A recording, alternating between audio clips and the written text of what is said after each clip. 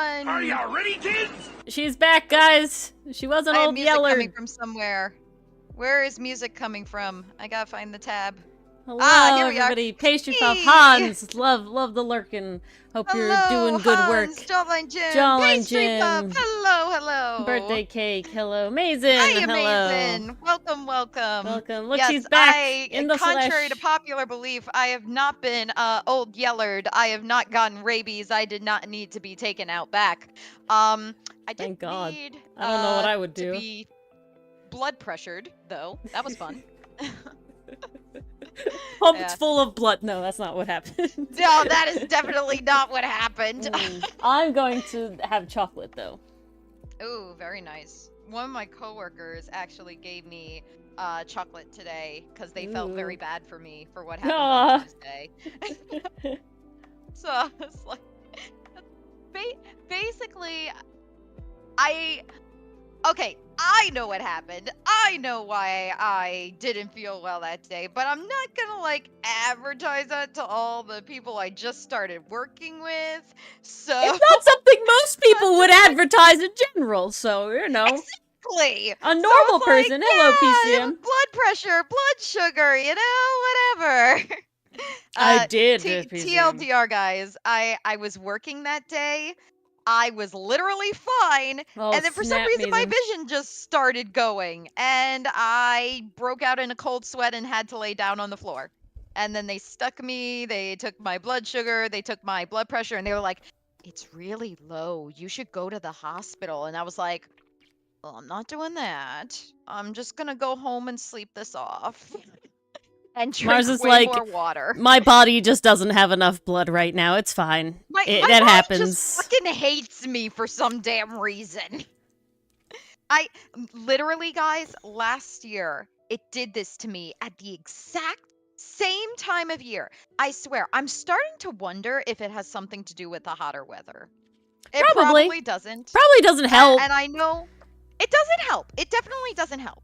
I do know the reason why this happens, and it is something I've been dealing with since high school, so that's fun. But the problem is that there's not much you can do about it. As fuck. Yeah, that's the problem. That's the problem, right? Like, literally, felt fine when I woke up.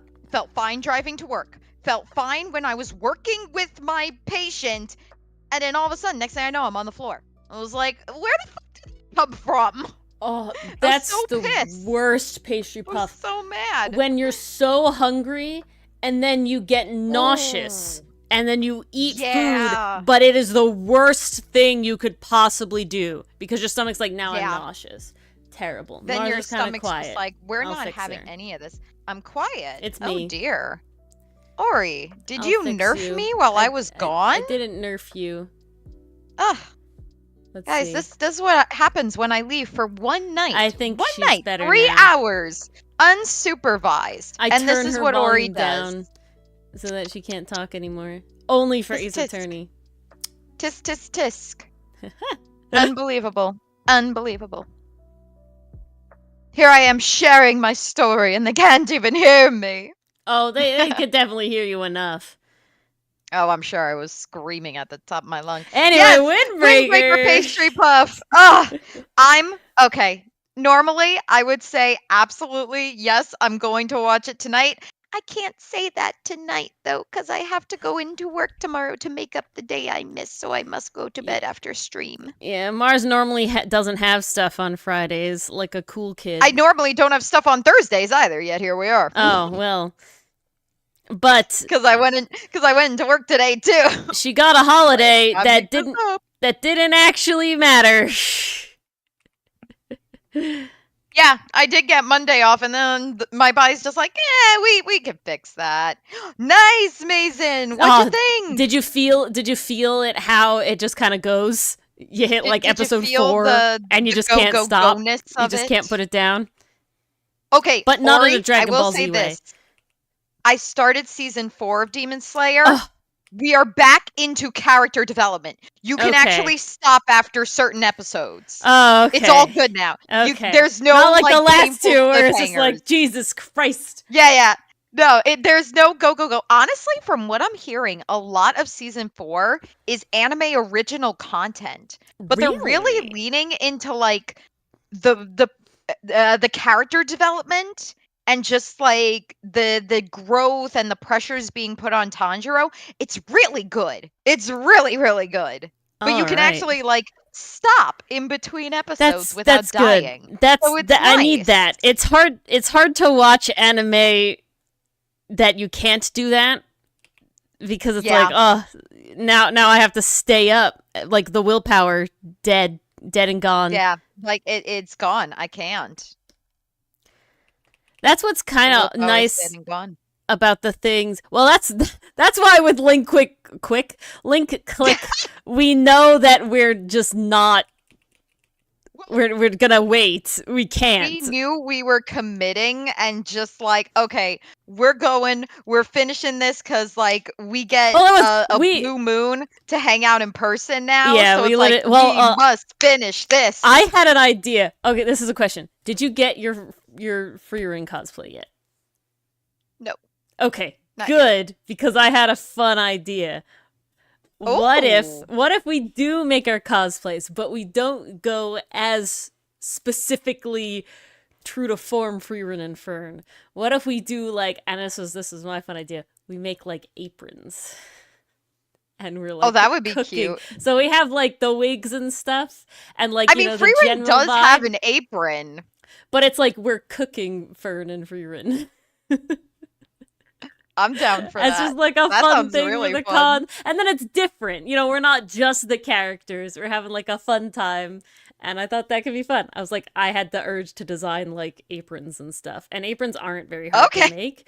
So I was like, ooh. Well, you definitely got to give me an idea of like what kind of thing you had in mind. Because in terms of the design department, like, I got nothing. Well, I just thought about it today, like right before stream. Cookbook. So I could make a cookbook with all our recipes. Oh, that would be so cute. That would be so cute. Yes. You carry around like a little recipe book instead of like a grimoire and stuff. And I was thinking like we have spoons, like wooden spoons that are like decorated kind of like the staves. Oh, that would be so fun. And so we have like the rest of like the hair access, like the hair and the like earrings and stuff is like the same. So the wig would just be like maybe $20-$30 at most. Yeah. So and then like, dying. And then it's like we like make the aprons to kind of like reminisce their outfits instead of wearing the outfits, and then just wear like that would be something hella cute. Very vaguely Fern and Frieren. Like I would wear a dress, as like as white dress as possible as Fern. Okay, I would definitely need the black leggings and the boots. Yeah, but definitely more closet cosplay then, and the main staple is for sure. The apron. Because the reason this came up is because I was like, oh, if we're gonna be this, we're gonna need bags. And when I went with Dylan and we had to do masks because it was the first year out of COVID. I made masks to match our costumes so that it all matched. Oh, I remember those. And they were just simple. They were just made out of leftover fabric, from the costumes themselves. But the idea is that they went and we weren't just wearing like random masks. Kind of pastry puff in a little bit of a way, yeah. But I've designed a lot of like character aprons that I haven't made, but I have made aprons. So it's not like I don't know how to make aprons. But so then my brain went, oh, we'll need bags. Wouldn't it be cute if I made like matching bags? And then I was like, gosh. Do I make a Frieren and a Fern bag, or do I make a Himmel and a Stark bag? And so it was like, okay, yeah, I was gonna ask, and then I went, oh my god, but aprons would be really cute. Aprons. And then what if we just go like lean really hard into it? We're just like cooking Frieren Fern. As like a fun... that would be so cute. Yeah, because I think it's fun, because I think there will probably be a fair amount. I mean, we're not going to a massive con, so who knows? But I think it would be more fun than just being like the characters, Well, it puts a creative spin on it. Exactly. It's super unique. No one's really done it before. I'm totally down. That sounds awesome. Oh, Mason, I'm seeing your comment. I don't know, Jimmy. Inosuke suddenly getting on his feet felt like an asshole. There's definitely, I will say this, Mason. There's definitely some things that happen in Demon Slayer where I'm kind of like, okay, in another series like that wouldn't fly at all. I don't know. I think at that point I kind of willingly give myself to the suspension of disbelief. To me, when Especially I watch with Inosuke, anything he shonen, is wild, man. when I watch anything shonen, I just kind of accept that every human that is a character is built really, really, really fucking tanky compared to real people. They are all built different. Like and I if just Inosuke can move his organs out of the way to avoid a fatal blow. Sure, why the hell not?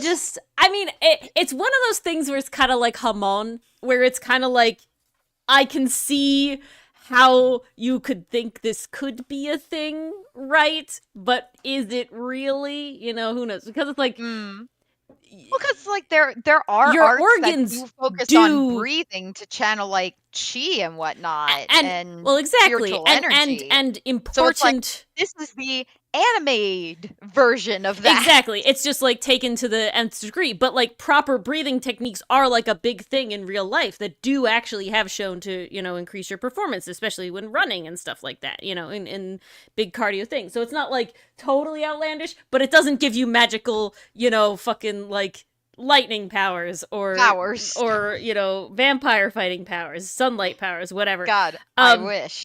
But like, you know, in real life, your organs do shift for various reasons. You know, like a big thing when you get like pregnant, your organs really fucking move out of the way, and the whole thing is like things they don't tell you after giving birth is like for multiple days you will feel your organs going back into place. You'll feel it, and it's like, well, that's horrifying. Just solidifies the desire to not do that even more. Nope. But thus that means in my mind that like in the anime world, it's like the fringe of possible, right? You know. That's kind of where I'm going with it. As long as it can somewhat exist on the realm of possibility, I'm like, okay, I can live with that.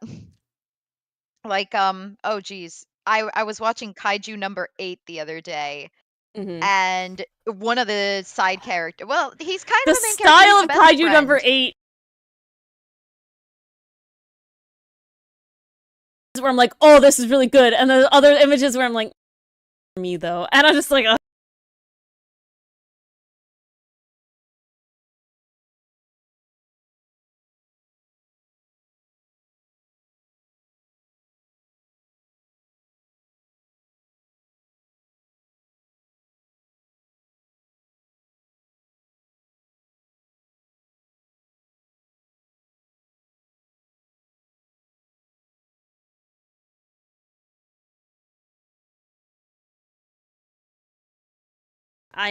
I know what happened. Ori. I'm sorry! The thing got moved around. What is going on over there? Literally, my keyboard's cord hit the Stream Deck button to mute us. That's what happened. Minor thing! I'm sorry. My god. Hi again, yes. More link click? No, I think Pastry Puff was focused on a Windbreaker today. I don't know. I watched episodes I missed 5, 6, and 7 of Link Click. 5.5. 5.5. Oh yeah, that does say 5.5. I'm not sure how that's possible, but congrats on getting further in the series. Indeed. Prepare is that how? pain. I don't know what you're watching it on, Pastry Puff. Is that how the thing ranks it? Because it's like a 2-part thing. Yeah, it's definitely not how ours did it. 5.5 is an episode. Interesting. That is not how it was ranked on our site. Fascinating. That's always the weird thing. See, you're a good one, Pastry Puff. You follow the law. Meanwhile, we write a comic about pirates, so yep, self-explanatory. Yeah, no, that was definitely not nice a 2-parter. PCM. That's why I got confused. It's the martial arts Mason, one. you've seen the first episode of Kaiju 8? I gotta be honest, it took me, I think, till okay, I was warming up to Kaiju 8 by episode, I think halfway through episode 2. Because I think I kind of caught on by that point, like, okay, this is going to be like a little bit of drama mixed with a lot of comedy, and the comedy is going to be coming from our main character quite a bit. I think once people get over that hurdle, it becomes a lot more digestible. I think the problem a lot of people are having with it is just how hard they lean into the comedy with it. Oh, wow, you're going for Jujutsu Kaisen too? Damn, Mason. And I think it's on Discord. You're watching the dub. Enjoy Gojo. Yes. Gojo's dub voice is very good. Gojo's dub voice is the same. It was so funny. Okay, so I have a friend who I watched anime in college with. And it wasn't me, guys. No, it wasn't Ori. I have other friends. How dare she, right? No. I know, right? But she and I watched anime in college, and she is strictly a sub or nothing type girly, right?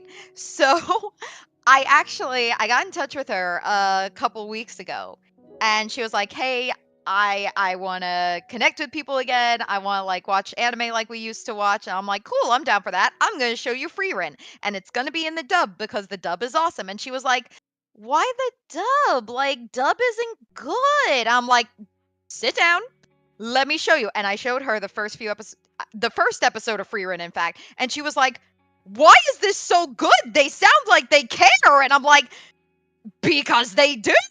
Ma'am. Studios realize that they can make money if they do good dubs." So my whole point with this is I found a clip of English Gojo, and I sent it to her, and it was a comparison video between the Japanese sub and the English dub, and she was like, "Okay, the English dub smash." I'm like, "Yup." Yeah. Mars, I've learned that 5.5 is an episode that is not one we saw. No. It's a special extra side episode unrelated to the main storyline. Yeah. Shit, we gotta watch that. Yeah, it wasn't on our thing, Pastry Puff. I'll figure it out. Oh, I feel robbed now. It's okay, we'll get there. We'll get there. Crucial element of season 1. Now we gotta double check if this is the case with season 2. Although I don't know where you'd put a side story in the middle of season 2. Yeah, it just goes real ham. That would be tonal whiplash. Oh, I need some water after those rants.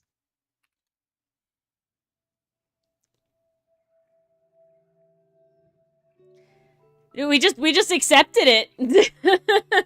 I think what happened, Pastry There's a little flashback in it. I do remember a cutaway where Shun was learning but it's just a quick little flashback bit. So it's still connected for us that he knew. I think I've also just kind of accepted, like, Shung is the athletic one. We saw him play basketball. He wears the sports jacket. He's a sporty guy. So the fact that he could kick some ass, I was like, I accept this. Yeah, and we have that one brief, like, little flashback bit where he's telling you how to punch. You know, like I'm like, okay, they did martial arts. I accept, you know?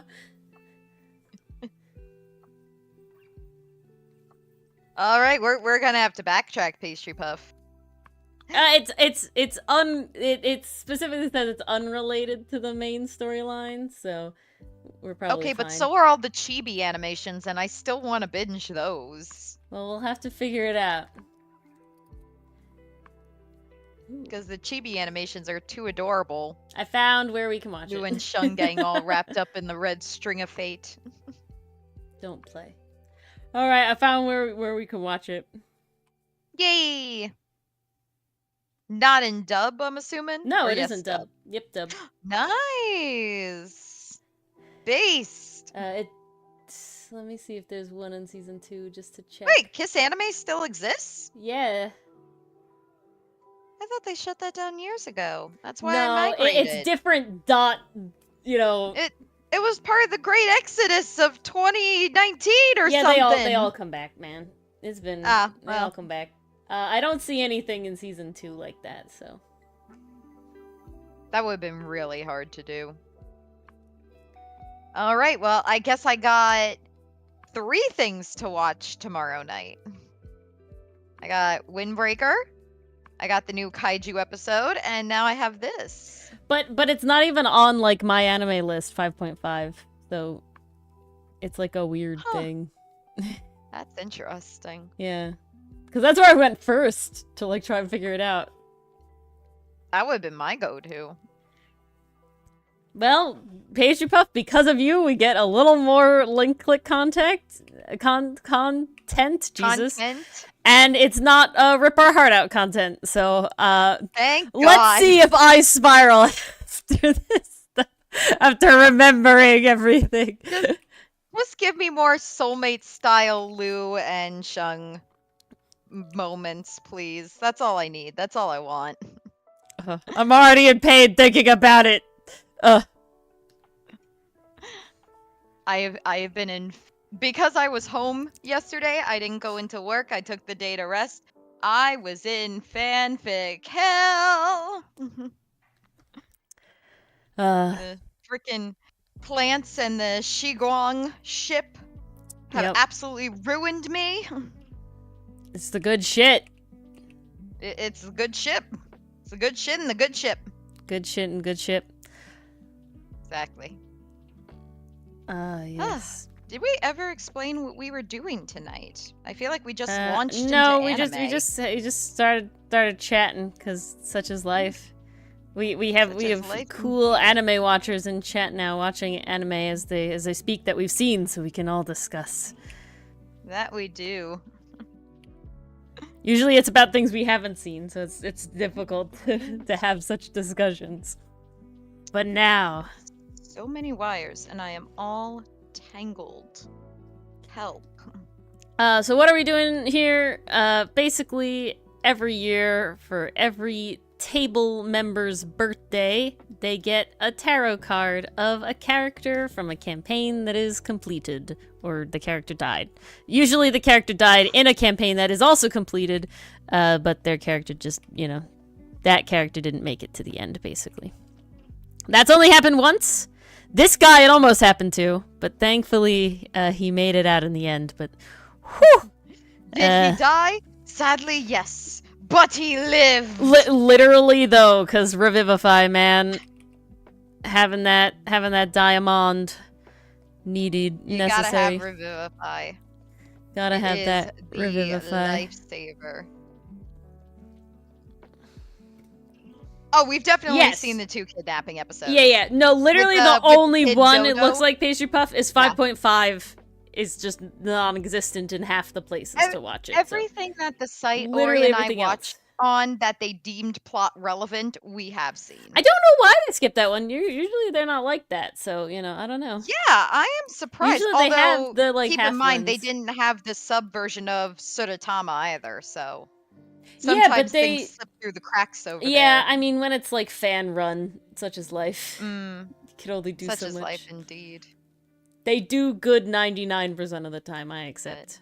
I gotta say, Pastry Puff, the kidnapping arc, probably one of my favorites.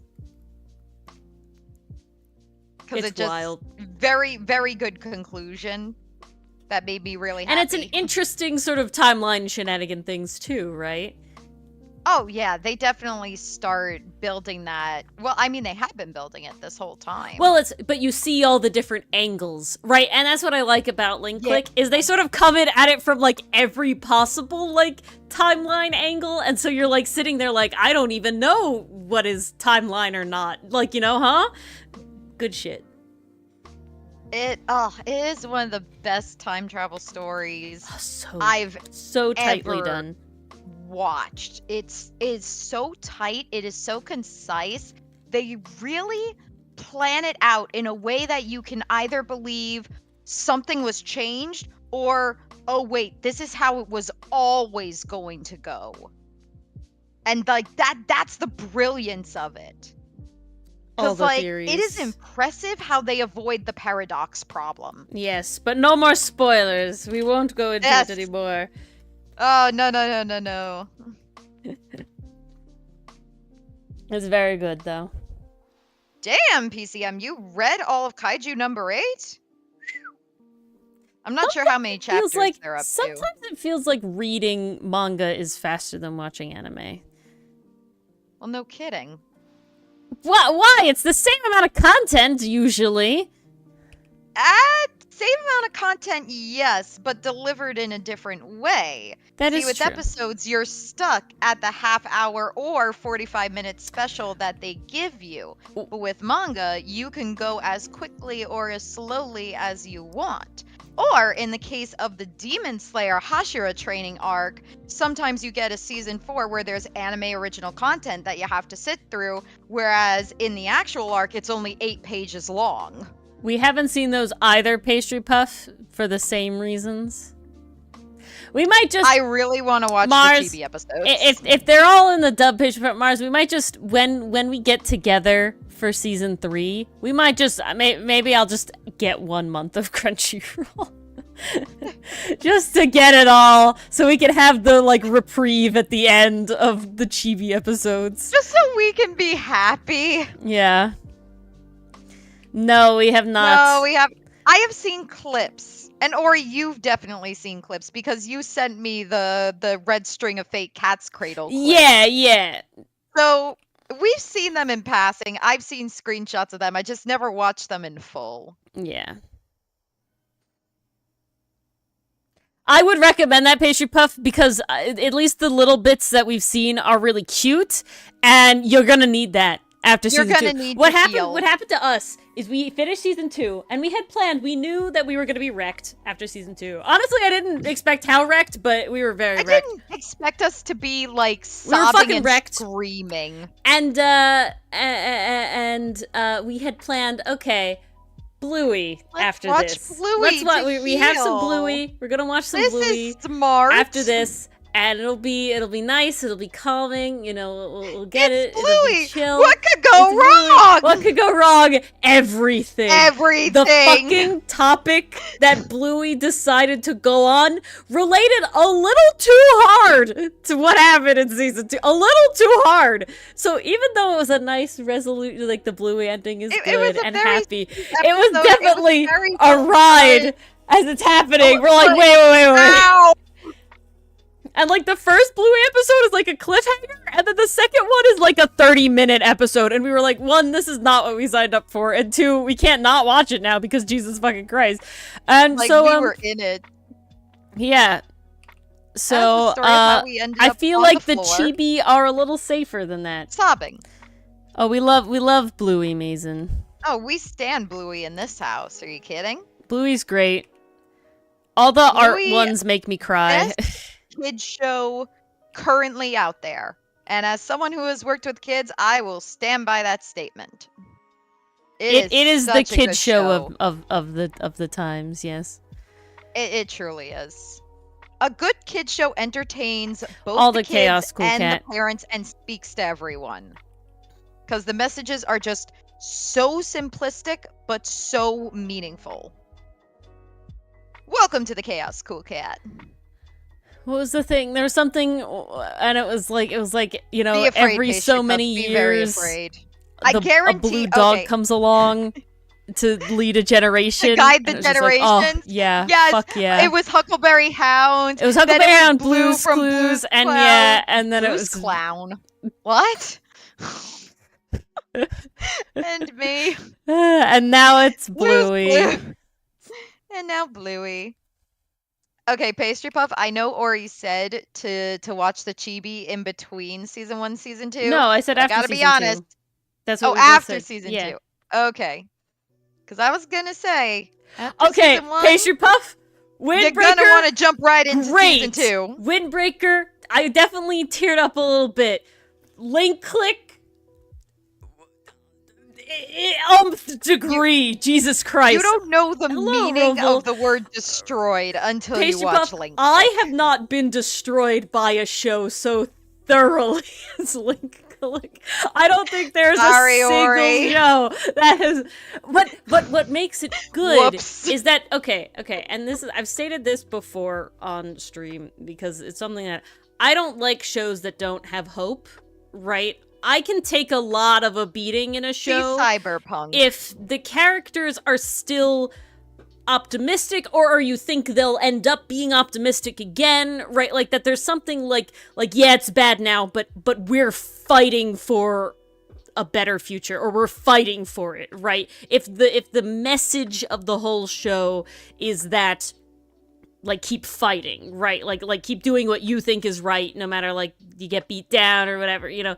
If that is the overall arcing message of the show, no matter what happens within it and how like emotionally debilitating the middle of the show is, as long as that vibe is still present, that I still feel like the characters can come out at least, you know, for a better world sort of thing in the end, then I can be good and we can be okay. If the message is that no, this sucks and everything that you do is not good enough and like you're just like a speck in a cruel world, I can't take it. I can't do shit like that. That's depressing. Life's already depressing. Like, I don't need to feel that way in my fun anime, you know, escape from the real world sort of thing, right? My fun stories should be uplifting overall, right? And so that's why Link Click, while it is fucking devastating, it still is like a, for lack of a better word, like a hopeful thing, right? It's still like at the end, I'm like, okay? I don't know how to explain it. I wasn't okay, but like, I'm not afraid. I think I know what you're getting at, because the characters keep finding ways to move forward. There's never a moment where they say, it's hopeless, I don't know what to do. Or they feel like they're throwing it all away. The problem I had with Cyberpunk is that at the beginning, it feels like David, and this is spoilers for Cyberpunk anime if you haven't seen it. Yes. Or you plan on watching it. Watch Cyberpunk. But David at the beginning very much feels like I'm trying to break the system sort of thing, like fight the machine sort of guy. Like he's rolling with these like other dudes that are kind of like outside the law. It seems like he could make a difference. And then Main dies. And then he literally becomes Main, and in that next episode where he is literally Main now, we get like a time skip and he's literally the new Main of the group, the death flags are just fucking blasting. He has all of the death flags on him. Indeed. He has like every single trope of like, this guy doesn't fucking care about living anymore, right? This guy is just gonna do it. He's here for a good time, not a long time, and it's not even that good of a time, you know. And I was just like, nope, I can't do this, because there's no like, oh, we're fighting for a better future, and even if we die trying, there's still like that glimmer of hope sort of thing, right? No, it doesn't feel like that. Versus Jujutsu Kaisen, and I won't spoil for Mason, but Yuji gets beat down a lot, okay? He gets beat down a lot, but he is still fighting, and that's what's important to me, right? No matter how much Yuji has gotten beat down, there's still some drive in him to keep going. All of this to say, Ori and I are very shonen people. We love the darkest hour before the dawn, but at least there's a dawn coming. Thank you, the night is darkest before the dawn. That's exactly, the phrase. Exactly. Like, again, spoilers for Gurren Lagann. That was a lot older, but spoilers. Kamina dies, and it fucking devastated me because I love Kamina, and he's great. But his death drives Simon to make a better world and to do what he does in order to win, in order to succeed. So even though, God, that fucking sucked, and I was so sad, I'm just still okay with watching the show overall because it was like a purposeful driving forward thing, right? It wasn't pessimistic. Yeah, that's the whole thing. If the show is pessimistic overall, I can't do it. But if the show is optimistic overall, again, we're talking like the overarching vibes of the show give like a we're going towards a brighter future, or we're going towards making the change that we've, like, set out to deal with, or, you know, my friends will live a happy life. Like, if that is the overall message that I'm feeling, we're Gucci. And so Link Click does that, but Jesus fuck doesn't punch you into the ground while doing that. It does make you work for that ending. But there's never a moment in Link Click where I feel hopeless. And that's what I think is most important in this analysis. And after all of those words, I honestly think it comes down to how good the characters are. Probably. But yeah, that's the whole thing. It has to be overall that the message is this won't stop them, or this won't stop the change, or this will inspire people to keep fighting, and not just, no, we're here for a good time, not a long time, and it's not that good of a time. I feel like we just like a genre called disguised shonen. It's basically shonen, but with a pretty coat of paint over it. All shonen is because, at least in my mind, like, it doesn't have to be the power of friendship, like, explicitly. You know, as much as I feel like shonen, it could be the power of soulmates. Yeah, well, like, I don't know if I'd call Link Click a shonen. You know, I wouldn't. No, I definitely wouldn't. I also wouldn't call, like, Moriarty. For the sake of a joke. Okay. Well, anime has so many, like, very specific genres that it's like, in my mind, it's like, you know, someone, I could be wrong, you know, and it could be a shonen, you know what I'm saying? No, it's like, definitely not. It's definitely not. No, I mean, for one, it's not even an anime, it's a donga. Yes, it's true, very true, very true. Yeah. We're talking about a whole different case now. But it is definitely, like... I will say, I had a friend who tried to get me into another donga. It goes by so many different names. I think Mado Zushi, Heaven's Official Blessing. Oh, yeah. I tried watching it years ago, couldn't get into it. I was watching it in sub. I'm wondering if I would watch it in dub, if it's gonna be a little more manageable. I think definitely with Donghua, I feel like dub is the only way I could go.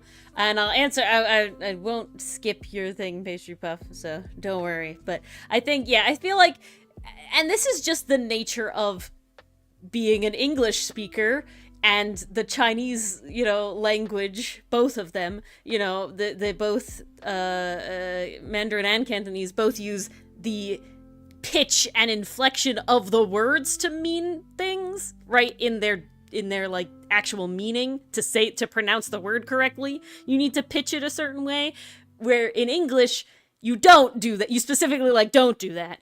And yeah, exactly, it has so much to do with tone, Pastry Puff. It's one of the big ones for that. Ton. It's incredibly, there's like, I watch a couple of like the classic one is there are many different meanings for MA.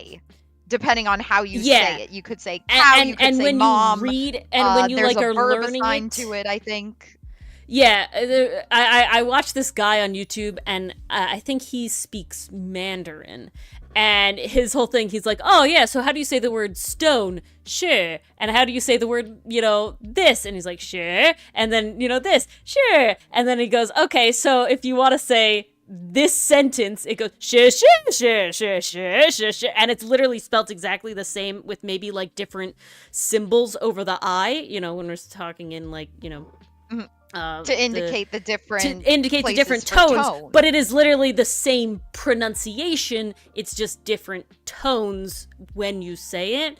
And because of that, I think that it's difficult for native English speakers and native speakers of languages that don't rely on tone for the pronunciation of their words to not understand the inflection when being spoken. Like the llama meme in the Spanish part of Discord. Let me refresh my memory. I'm gonna have to assume yes. I mean, Roval, maybe they did spend too much of their budget on openings, but damn if the Link Click openings aren't epic. No. Back in So Time, it is Vortex. like that. They're so good. It is like that, but I would akin it to more like buffalo, buffalo, buffalo, buffalo, buffalo, buffalo, buffalo, buffalo, right? And where, but in English, you say those words all the same, and it's just like I can say them exactly the same, and it means the same thing. I'm like, me saying buffalo is not different than me saying buffalo. They mean the same thing every time, and you have to use context clues in order how to do that. Same with Spanish, right? Like llama, llama llama, llama llama, a llama, like it depends on the word, and it's just funny that, like set has 80 different, 80 different definitions, but you can say them all identically and mean every single one of them. In Chinese, in, like Mandarin and Cantonese, you need to say them differently to mean the different things, right? And that's what makes it difficult to sort of get the emotional inflection for people who don't speak languages like that. And I think that's the problem with sub for Donghua, because it's like a weird brain thing that, at least, without any practice, we don't have, because we don't speak language that way. Versus Japanese doesn't rely on tone to mean the different words that they have. It's different words, and it just is. So their overall inflection can be basically interpreted the same way our inflection can be interpreted. Does that make sense? I hope that makes sense. I think it makes sense. It sounds right.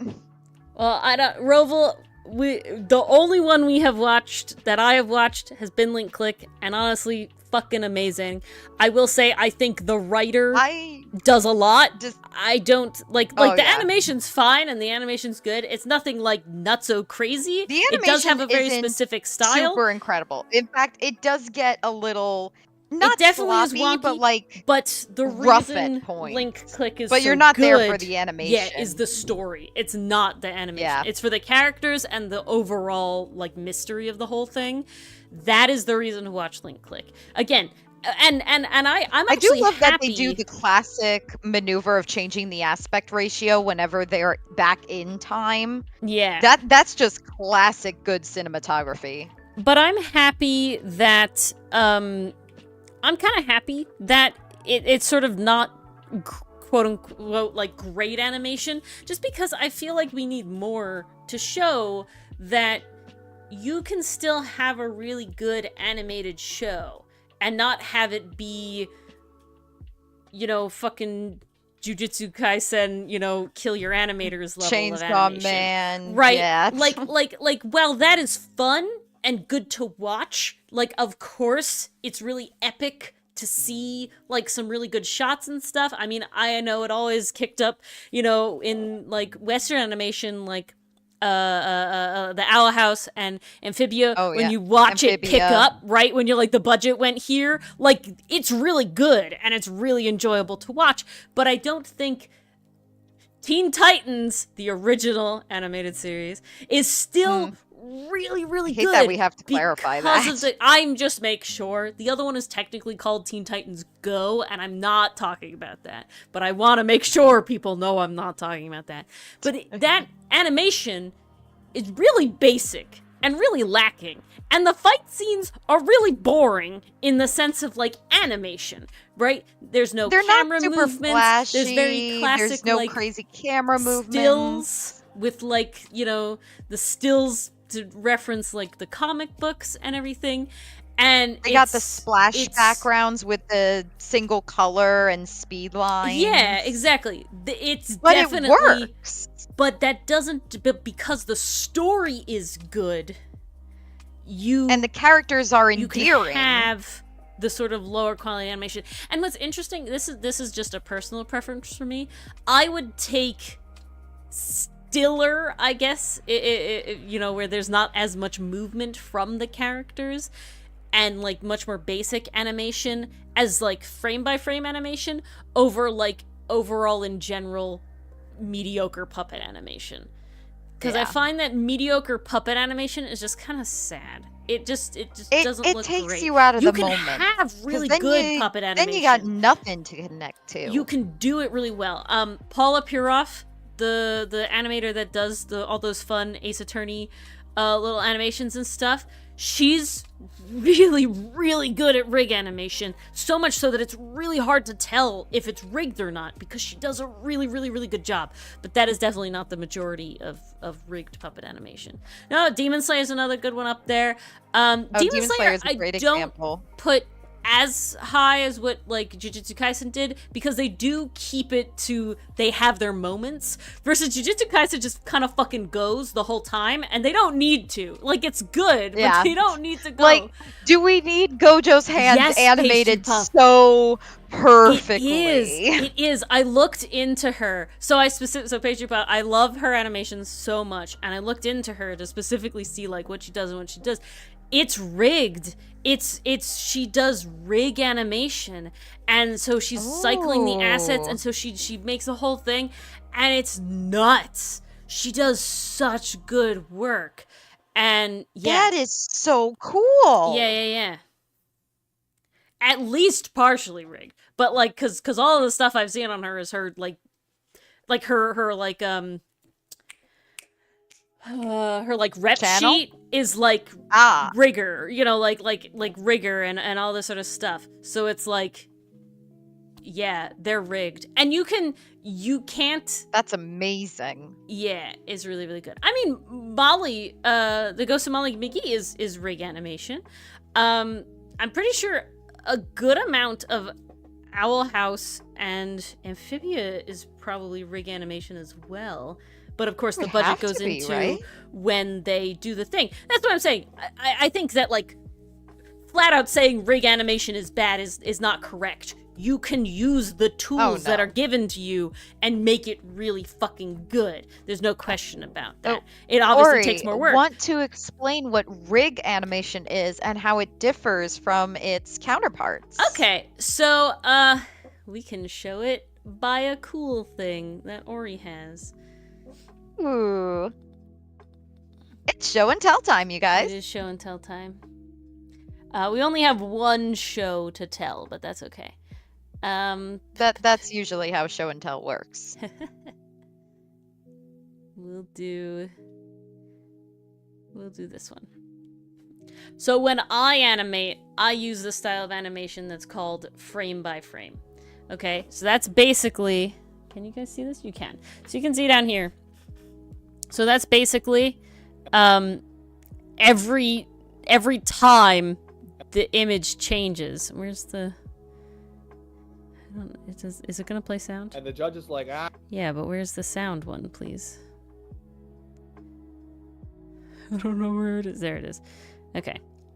Every time that there's a change, this is a new image that I physically have to draw. Okay, so all three of those eyes are different. I physically drew each one of those. I physically drew every single frame that changes. So that's called frame by frame. This is the original traditional style of animation, because this is like flip books, you know, like traditional, when you had to do it on like you know, the translucent paper, you know, when you watch like old Disney animators and stuff. That's all frame by frame animation, and that's what this is, and it gives a very specific look to it. You can usually do a lot more sort of like what's the word, like model breaking very easily, where you have like these like smears here. You know, so like this is very easy. It can go off model very, very easily, and like very off model. So it gives a sort of a look to it that is specific. And when it's done really, really well, it's really smooth and it's really nice, and it feels organic.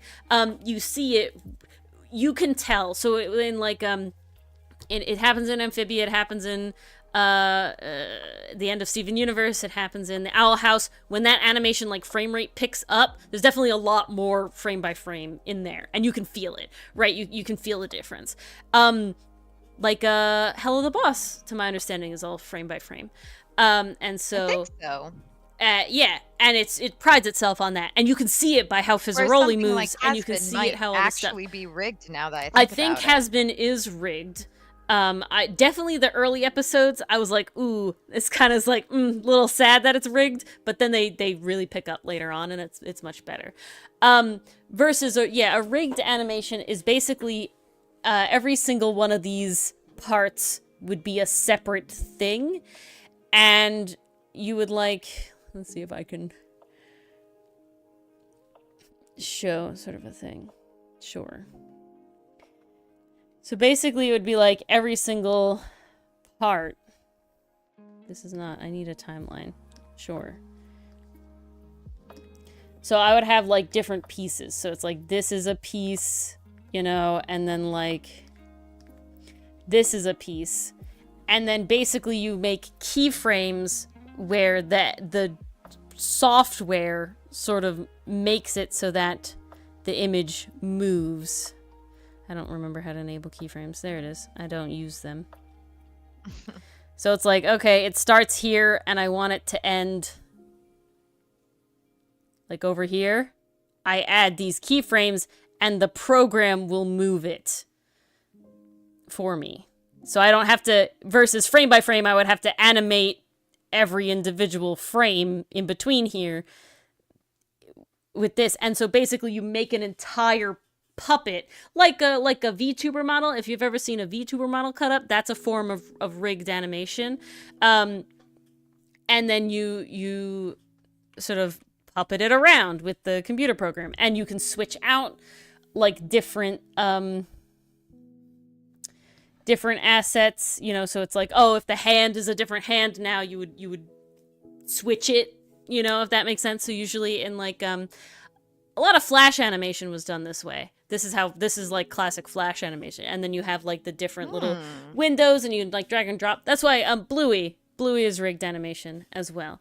And so that was like a whole new thing, and it does save a fair amount of time because, like I said, you don't have to animate every single frame new individually, and you know there's ways to get around that, but it is overall to get the basic movement much faster. But it is a whole nother skill set when you want to have like Paula or, you know, the animation we see a lot. I don't think anime is very specifically frame by frame still.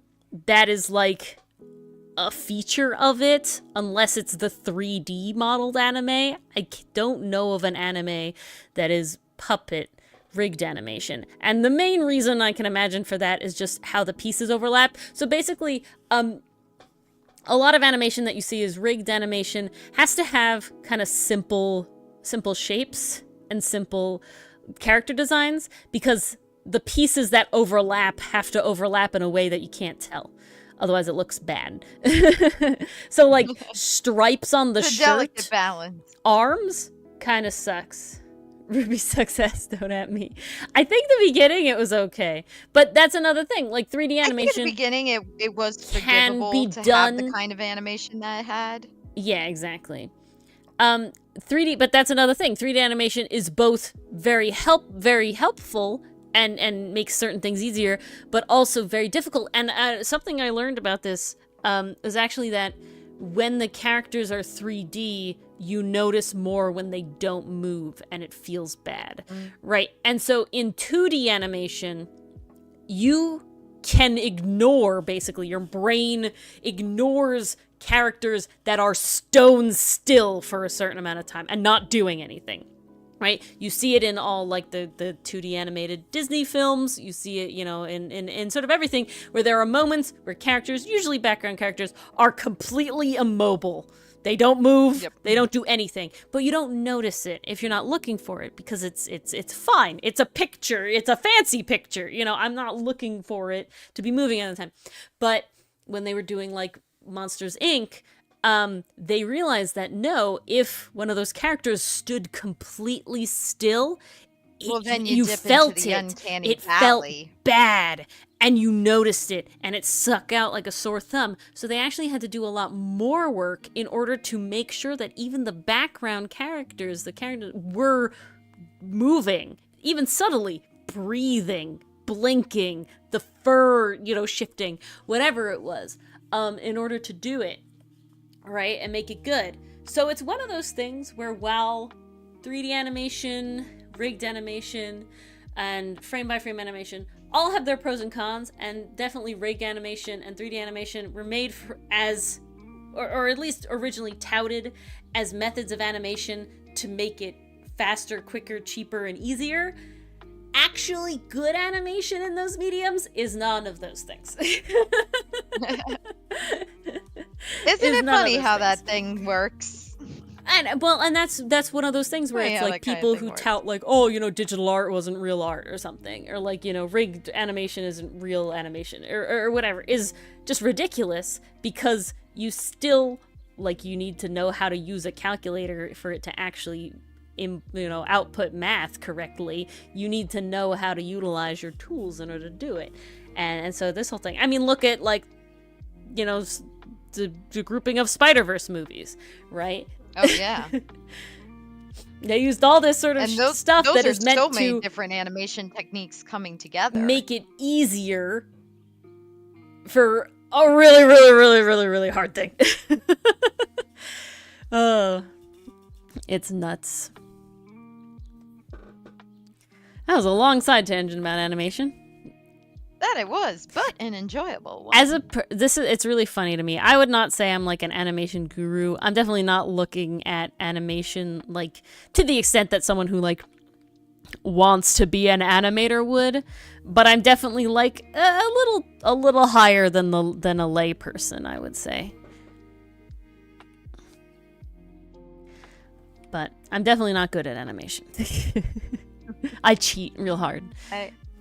I've definitely always had this fascination with animation, like this idea that you could pretty much bring anything you thought of to life and make it move. Like, that is just such a cool concept to me. To me, the funnest thing about animation is model breaks. Exactly, Mason. Yeah, how could and forge the pan That's a good yourself. Point. And forge the cast iron pan yourself, Oh, Ori definitely did. Oh yeah, exactly. On an anvil, blacksmithing over hot coals. Mm-hmm. Built the blood, fire. Sweat, and tears. Not me watching way too many fucking bushcraft things, so that I can have Outcast's knowledge.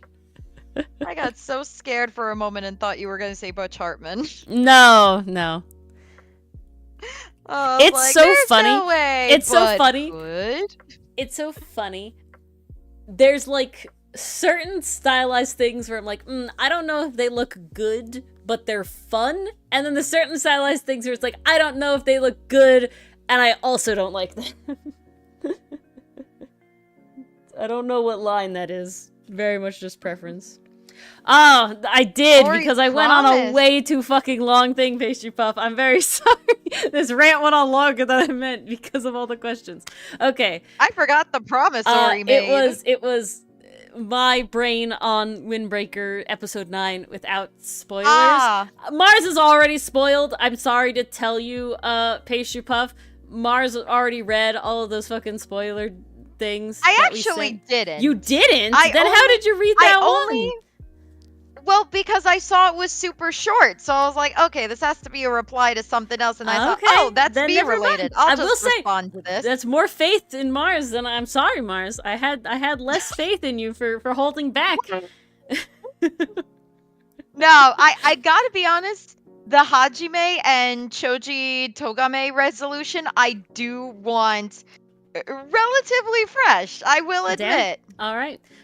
So then I will be very, very strict on my spoilers.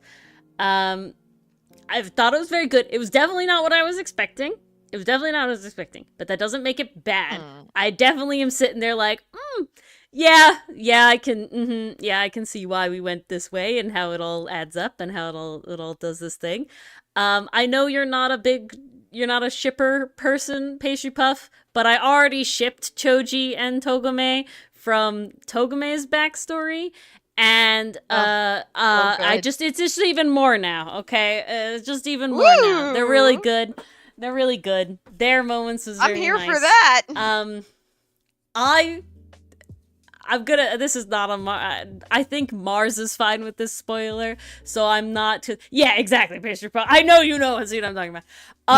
Oh, there's a character. I don't think this is a spoiler for the comic. Mars is that character that we just finally figured out how to spell the name of. Is that a spoiler if I mention him? No, and how, no, that one's fine. Okay. The only name I want to keep secret is the other pirate captain. Okay, that's fine. Because that, like, there's a twist involved in that. Yeah. So I don't want to give that one away. I already shipped them Pastry Puff from when we learned Togame's backstory, and he's like, I want him to shine. He's the sun. You know, I did this for him. It's like, I'll dirty my hands for him. I'm sorry, so the bros don't call each other the sun. Smiling, like, you know, I'm just saying. That's and it's just the really solidified for each other. It's just really solidified in this one with the resolution. It was so good.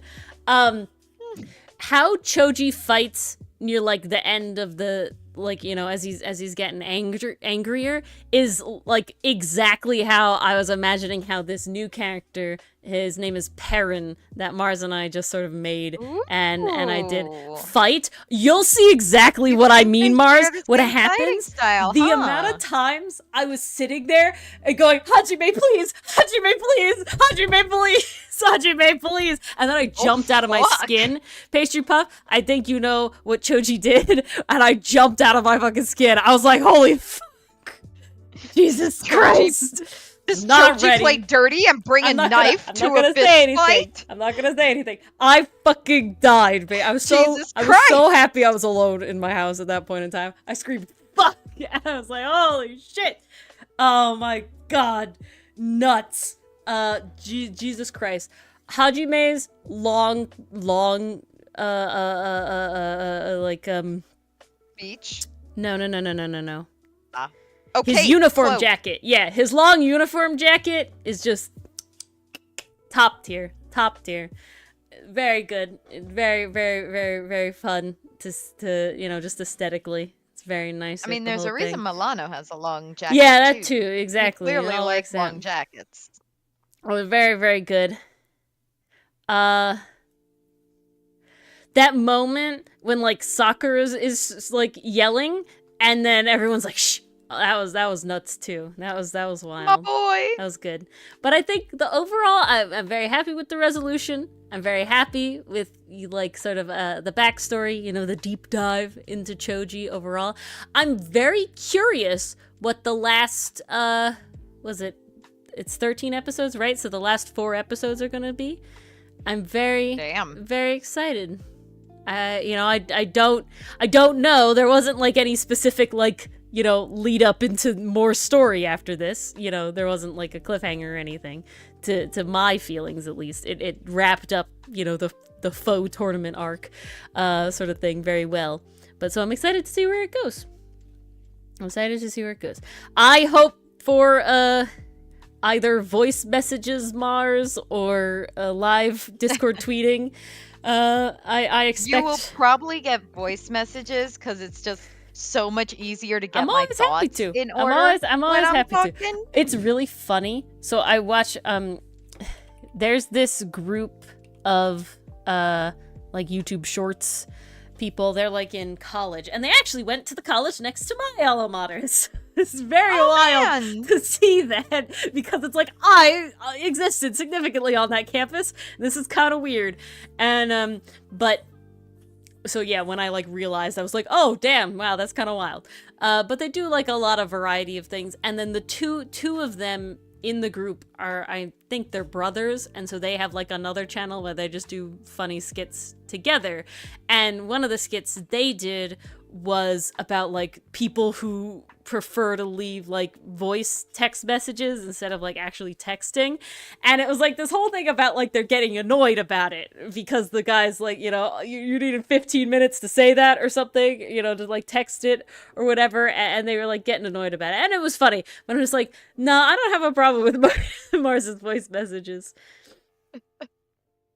Probably because half the time they sound so frantic, and I got like the credits song playing in the background. I don't even know if you can hear me half the time. Oh no, I can hear you perfectly fine every time, and it's always like it's as succinct as I'd expect you to type. You know, I don't think you and I like text very different than we speak. So I feel like I text the way I talk, to be honest. I feel like it's really a generation thing, and it's also who I'm talking to. I will say certain people, I do text in a more like nearly an email sort of way, where there's like a greeting at the beginning of the text or something. You know, like to my manager. I mean, I usually only do that, like someone I'm doing business with, or like my older relatives. Yeah, to my manager, I'm like, hi, manager's name, you know, blah, blah, blah, blah, blah just happened. And then, you know, if there's a back and forth, you don't do it every time. I mean, I don't even do that with emails every time. After the second one, it's like, no, we're done with the formalities. This is, I don't need to say, you know, greetings every single time. But, we'll see what she says in it, pastry. I think that matters a lot. I also don't know if you can send doubles. I don't think you can send them afterwards. But I won't make Mars not accidentally dox us in her private voice message to me. Yeah. She can say whatever, that it can be vetted later. Luckily for me, I don't live near a certain something that could dox me. So, well, you no longer do either. Yeah, but no. Once upon a time. Indeed. But I don't think I could be doxxed very easily. Usually when I'm watching anime, it's either late at night or when I'm home alone. So it's more just saying something in like fangirl moments. I know I'm like unfiltered. It's like when we play Pathfinder, it's like I don't give a shit about what I say. I know where all y'all live. Why would I be filtered? Exactly. So I'm not gonna be like, Mars, make sure to censor yourself. A certain what? A certain thing. I can't. It's two spoilers on our lives. It's a certain thing. That's two spoilers. I don't want to dox us. That reminds me, or he might not live here anymore, but I still do. I've in the past. So when I was like home all day, I told my parents about how like when like a cop car would drive by, they always liked to freaking like beatbox their siren, and it would go like boop boop boop boop boop boop boop boop boop boop boop. And my mom is like I call my parents like every day, and I was like on the phone with my mom, and she's like, "Oh, the cop car was singing your song today." If I tell you, Mason, then it defeats the whole purpose. That's hilarious. Yeah, and I was like, it's not my song, it's what they do. Whip, whip, whip, whip. It's the cop beatbox. Oh, only us, apparently. I will say, where I live now, I've never heard a cop do that. Any other area. I've never heard a cop do that. However, over here, they do have the full siren, they do have the boop, boop. You know, like it's basically a horn, but I'm a cop horn, you know, sort of way that they do it. But I've never heard the cop beatbox over here. Over here. You might want to put in a recommendation with them. Oh no, I don't need to hear it. I don't need to hear it. Well then. That's up to you then. The thing I hate, oh my god, I hate this so much. I used to not have a problem with it because I didn't hear as many cop cars, but now I hear a lot of like cops and ambulances. And oh boy.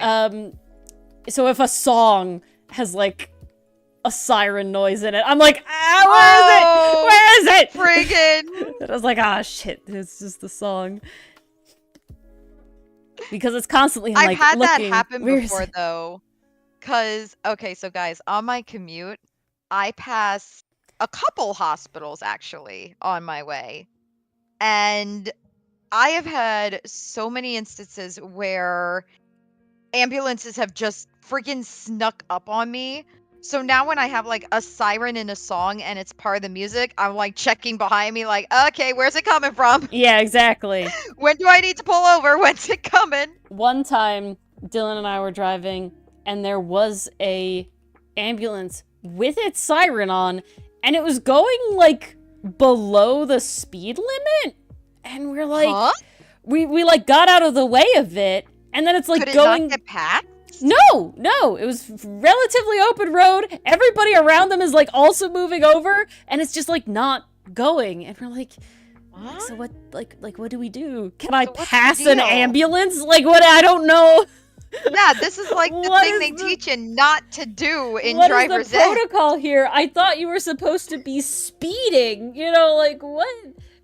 Like, there is no protocol, This apparently. is a road that like most people go significantly above the speed limit, and the cops don't care. Like, why are you going below the speed limit, sir? Like, why are you going at the speed of molasses? Please explain. It was very weird. Yeah, that's always so confusing. I'm like, okay, I guess I'll do the thing. You can't get mad at me if I do it, though. Oh, okay. I'm completely changing the thing. Ooh. Today I got myself some fun new mechanical pencils, and I finally did the sketch of the cover page of my sketchbook because I hadn't done it. Yes, okay, pastry puff. That's on my list. I'm okay. So last year I did like one fan art a month, and I obviously haven't been able to do that. But there's so many good anime and donghwas and other shit that I've watched that I like really want to make fan art of it, and I really want to try and do 12 again. So I've like written a list, and my goal is to maybe do like a 12 Days of Christmas thing at the end of the year. We'll see if it happens. Cute. But I want. Do I have the list right here? I don't even know where I put the list. But it's like, I want to do Link Quick, I want to do Windbreaker, I want to do a bunch of other stuff. Of course not going to be on any of the pieces of paper I have near me. Because that's life. Go figure. Yep. It do be that way. Fuck, thank God it wasn't a bug. That would have been terrible. It would have been horrible. Yeah, now I'm blanking on all of the stuff I want to do, of course. What else have I watched? It be that way. Any Dungeon Meshy stuff? I wasn't gonna do it for 12 Days of Christmas because 1, I did it already, and 2, Zine. So. Yes. I was gonna not that pretty do that much one. counts. Yeah. What else have you seen? I didn't have MASH on there. That was I don't think I was going to. Ooh, it had to be Fairy Tail. Fairy Tail. An updated Natsu for Oh sure. yeah. I wanted to do Demon Slayer. I wanted to do Jujutsu Kaisen because I hadn't. I did do Jujutsu Kaisen last time though. Who would you pick? For... You did. You did Demon both Slayer. Konami and Gojo. It's Tanjiro. I mean. Main character syndrome. I'm sorry. I know you love Inosuke. I'm not drawing his fucking boar head. 1, 2. He's not my favorite. No avail, PCM. It's just not coming out right. Oh dear. Do it. Fair point.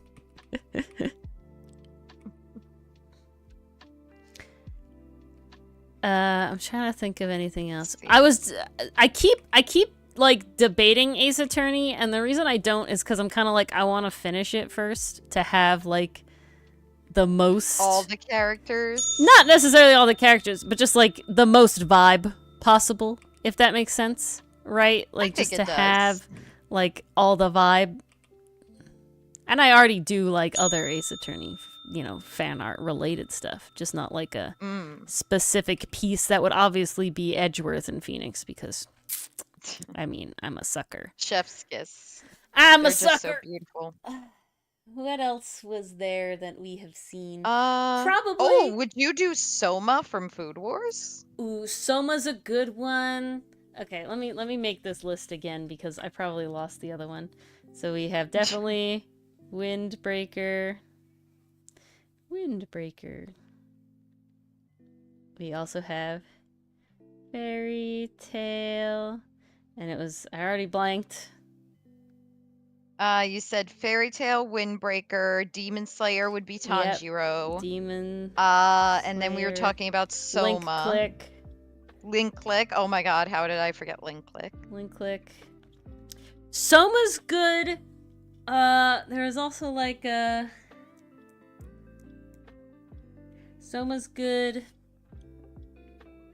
An outfit change, of course, PCM. We always want to see outfit changes. Outfit changes are fun. Yeah. That's another. We're off topic now, but such is life.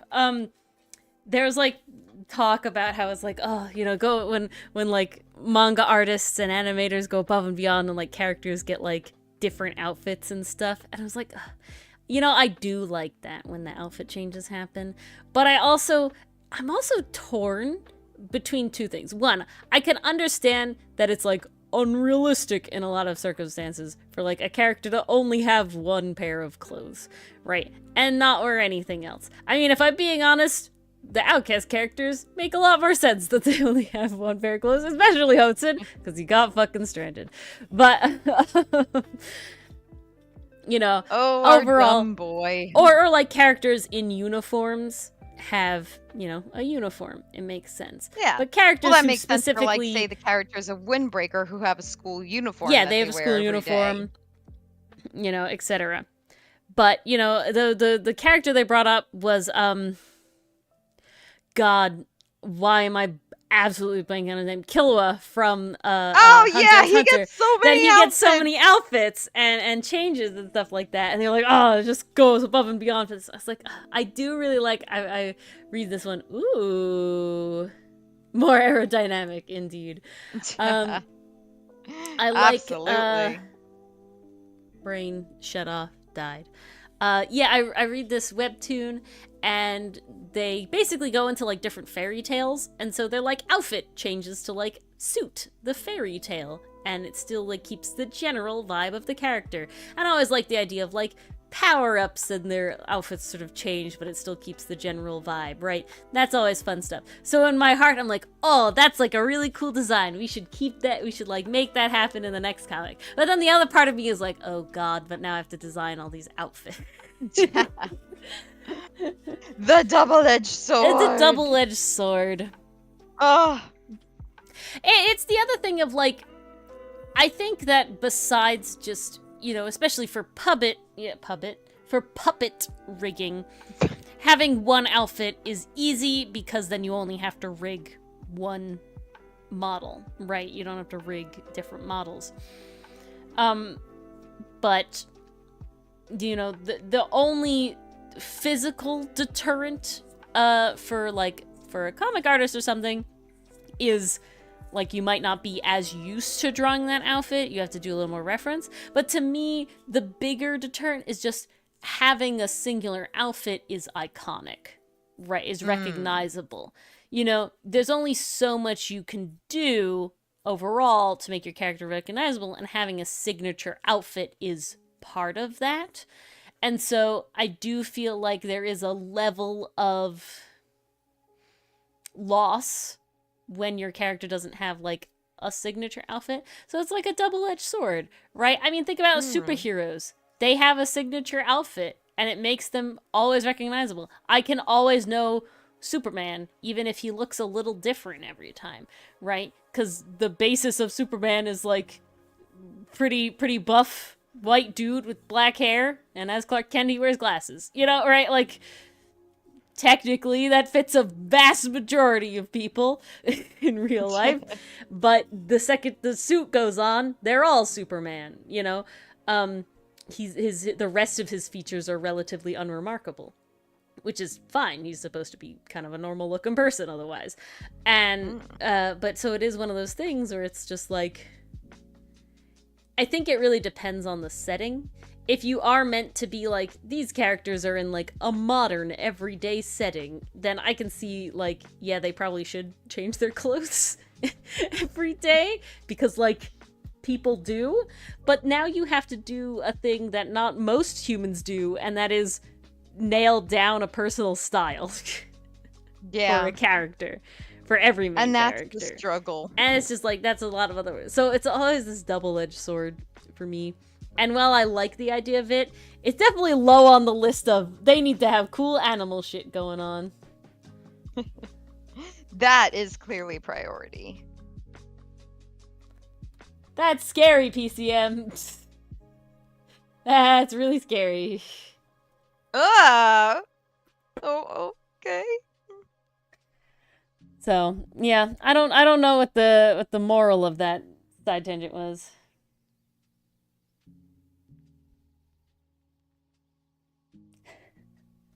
I didn't pastry puff, but honestly, definitely didn't hilarious. See that, but that makes sense. Yeah, it does make sense. Also, that sounds like something from Ace Attorney. It's one of those things where it's like you have to do it in a way. Oh, no, but there's another guy, there's another case, and it was like the suspect like came to court in the same exact outfit that he wore while committing the crime on like camera. Well, that was or something stupid. And so it was, yeah, so you could go one way or the other way, you know. If you do it intentionally and then you never wear that ugly neon tie again, then you've done it. But if like you go to court wearing the neon ugly tie, then you've kind of fucked yourself. Yeah, probably shouldn't have done that. Not get scarier. It's already scary. I'd like it to not be scarier. But, so yeah, interesting stuff there. But so yeah, but I think it works easily with Killua because I've actually never seen Hunter x Hunter, but to my knowledge, my very base knowledge of what I have, you know, in passing seen of the show, no other character looks like Killua remotely.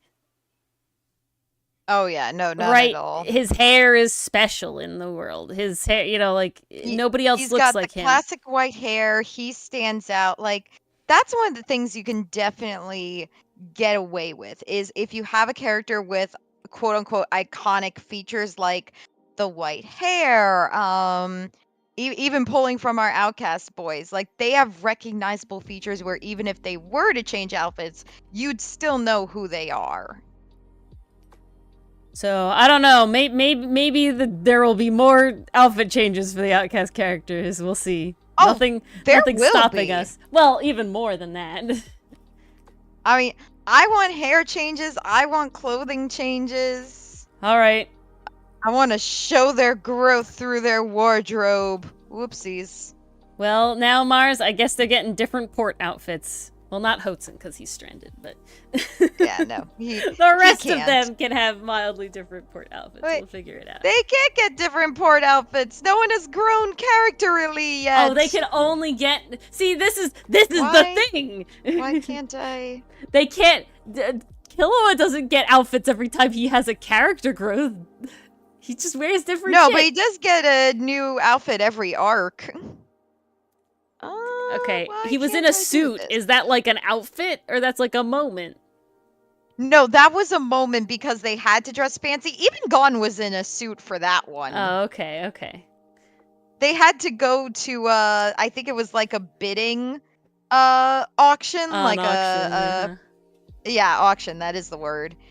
And they had to dress up all fancy for it. So like poor little 12-year-olds having to go to run into the assassination group.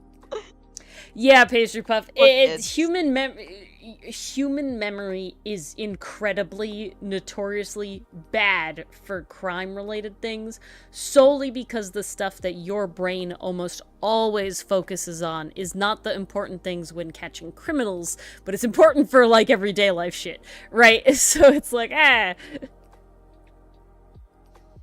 Just like, I meet new foremen to crews, like, all the time. And so it's always like, oh shit, I have to figure out how to recognize this person after I've met them, like, later. And, like, pick them out from, like, people working all around and, like, find them. So sometimes they wear a different colored helmet. And it makes it very easy. But sometimes when they are the same outfit, and then it's like, oh god, okay. Like, oh, well, today this one's wearing a yellow bandana. Great. But then you go back tomorrow, and he's not wearing the yellow bandana, and you have to figure out which one he is, but you haven't seen him yet today. And it's like, oh god, let me figure out who's who. And that is why I like my job, because we all wear scrubs every single day. Nice and easy. No memorizing needed.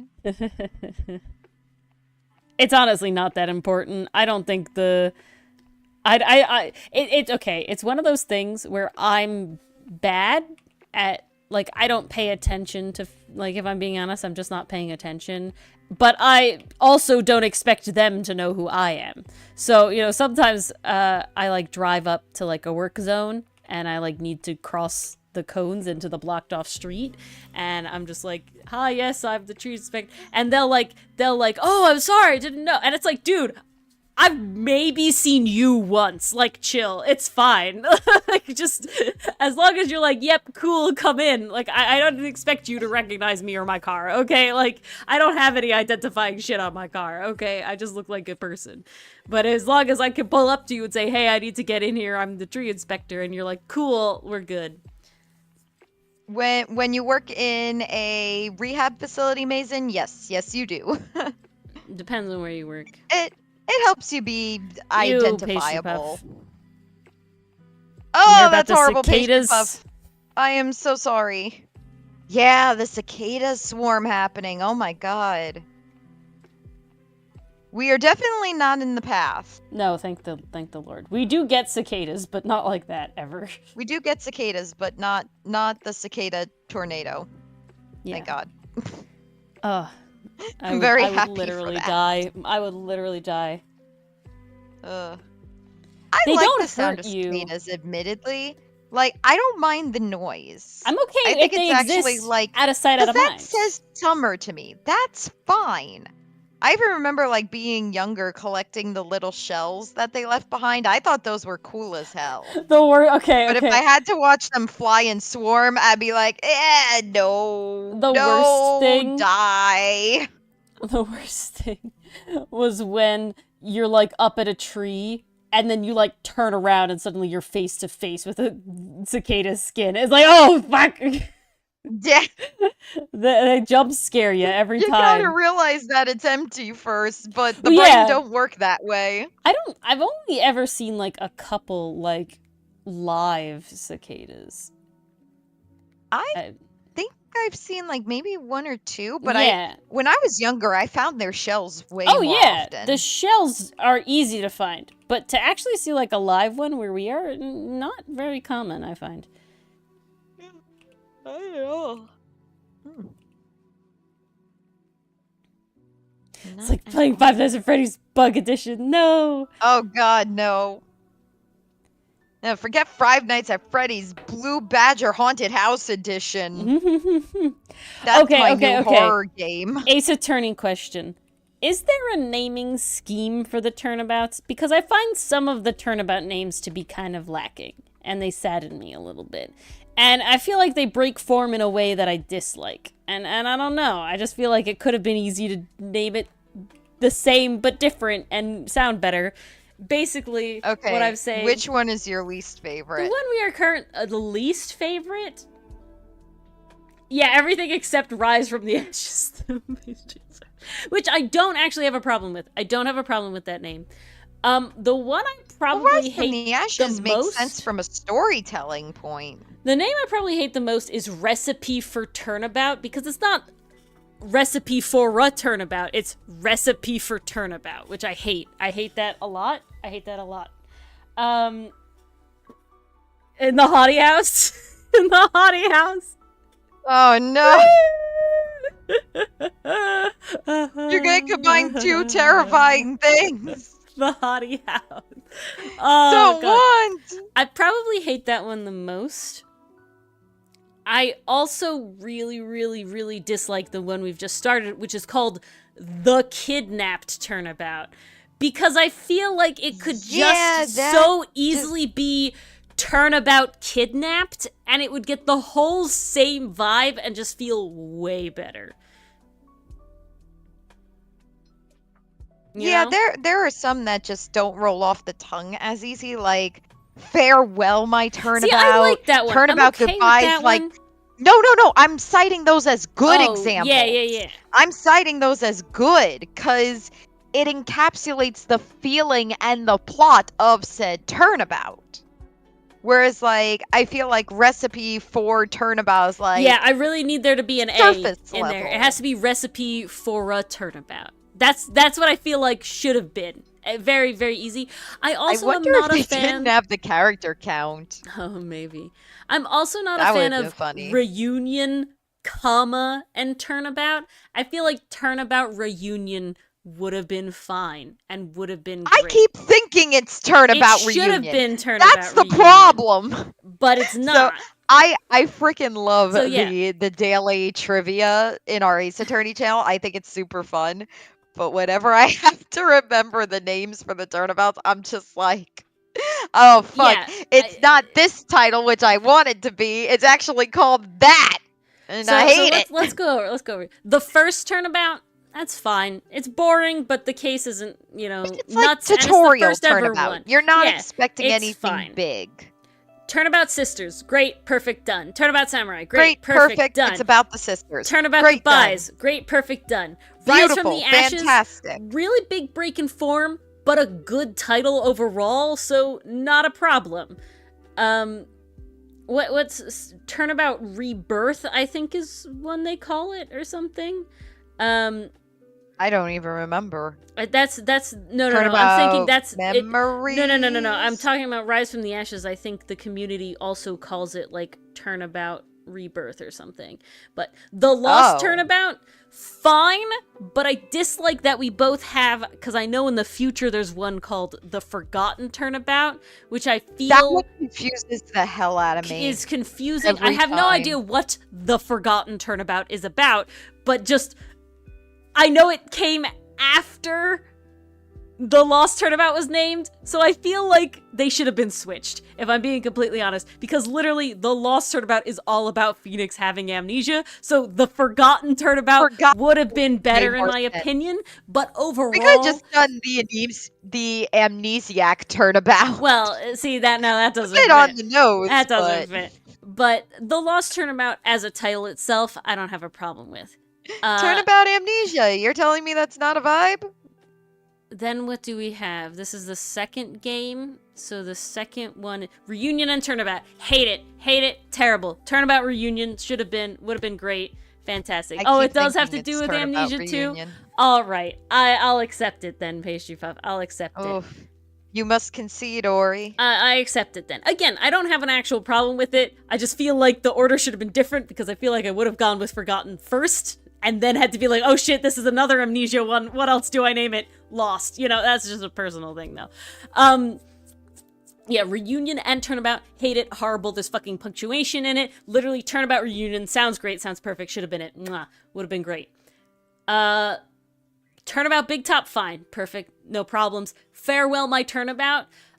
Not necessarily one that I could, in my brain particularly understand, but it flows well, and it's fine. It does have a comma, which is a little upsetting. Turnabout Farewells could have been fun, actually. Maybe that one's a bit on the nose. That doesn't flow as well. I'm on the fence about Farewell My Turnabout versus Turnabout Farewell. Yeah, on the nose. Then we have Turnabout Memories, I think. That's the next one. Fine with that one. I'm okay with that one.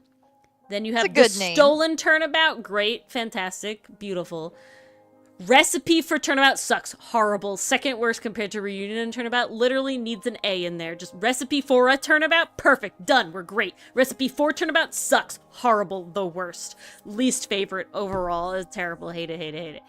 Turnabout Beginnings. Great. Fine. Perfect. Bridge to the Turnabout. Also fantastic. Top tier shit. Turnabout Visitor. Fine. Good with it. We're back to the original form. Turnabout Airlines. On the nose, but I don't know what else you'd call it. We're pretty good. We're pretty happy. That one's fine. The Kidnapped Turnabout also fucking sucks. Hate it so much. Turnabout, Kidnapped. Easy, done, should have been. Upset. That's my takes. You got very strong thoughts about this. I do have very strong thoughts about it. I can definitely admit that there are some titles that just hit a lot harder than others. I mean, I still think the third game is called Justice for All, or is it Trials and Tribulations? No, the second game is Justice for All. The third name is Trials and Tribulations. Yeah, okay. Twig Branch. See, I think Justice for All should have been the third game, because that was intended to be the final Ace Attorney game, and Justice for All just sounds so finale-esque. That's the big naming convention that'll forever drive me crazy. The reason that I think I'm okay with Justice for All being the second one is because the theme of the second one is, oh my god, how do I defend known murderer Matt on guard? And it's like, sense, oh, you get Justice for All. I think it could also work Justice for All because in the third game, you're wrapping up Mia's like years-long case that never got resolved. So it's like Justice for All. It all comes back. Everything comes full circle. Yeah, it's definitely a different kind of justice, but it has more of a finale feel. Yeah, it encompasses the themes of the series. It encompasses everything you experience in the game. That is my hill I will die on. That the overall vibe of the titles, of the subtitles, Trials and Tribulations versus Justice for All. Justice for All does give the same feel that I think Spirit of Justice gives, which is very final.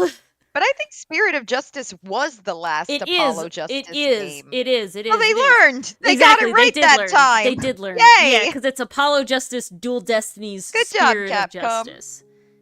Oh my god.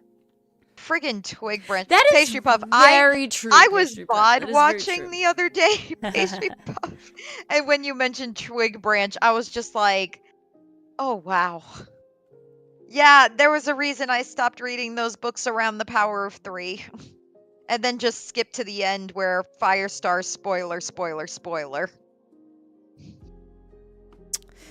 Are we really spoiling Warrior Cats at this point? I don't know. I don't know. I'm being cautious. I mean, Pastry Puff, I know you've read it. Pastry Puff has definitely read it.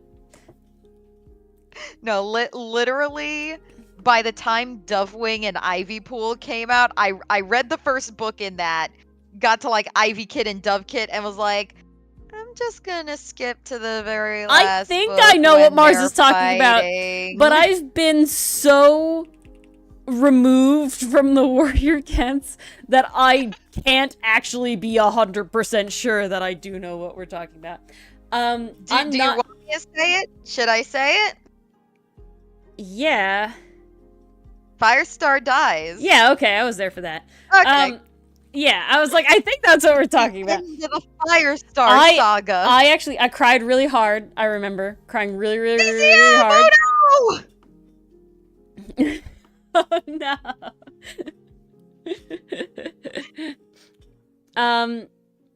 Yeah. Ivypool and Dovewing really do have a nice ring to it. At least Ivypool, like, it's melodious, it flows. Dovewing, it makes sense. You got a dove, it got a wing.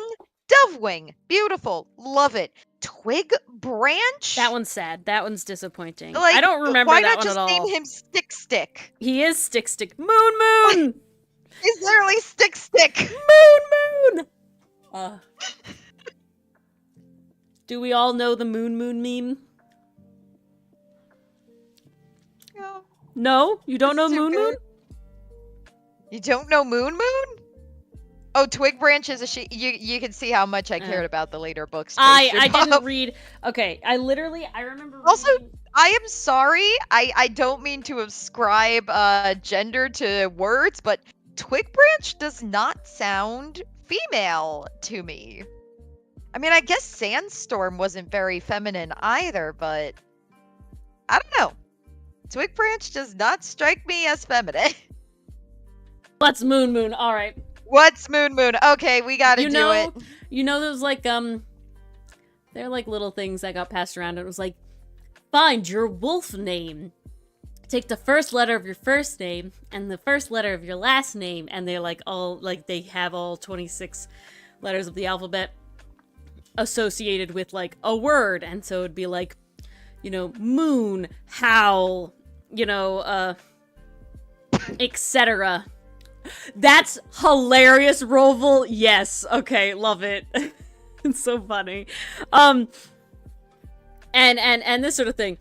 And people would, like, you know, reply with their, like, cool wolf names and all this sort of stuff.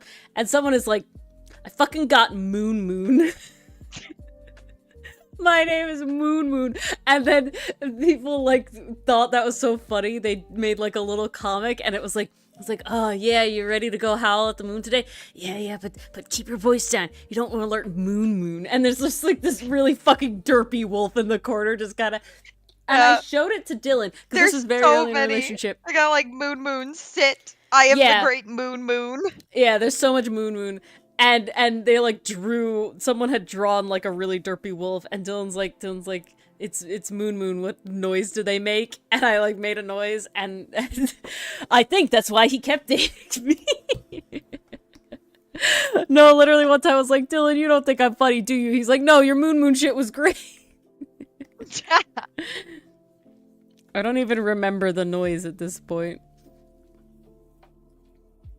Why? Starflower?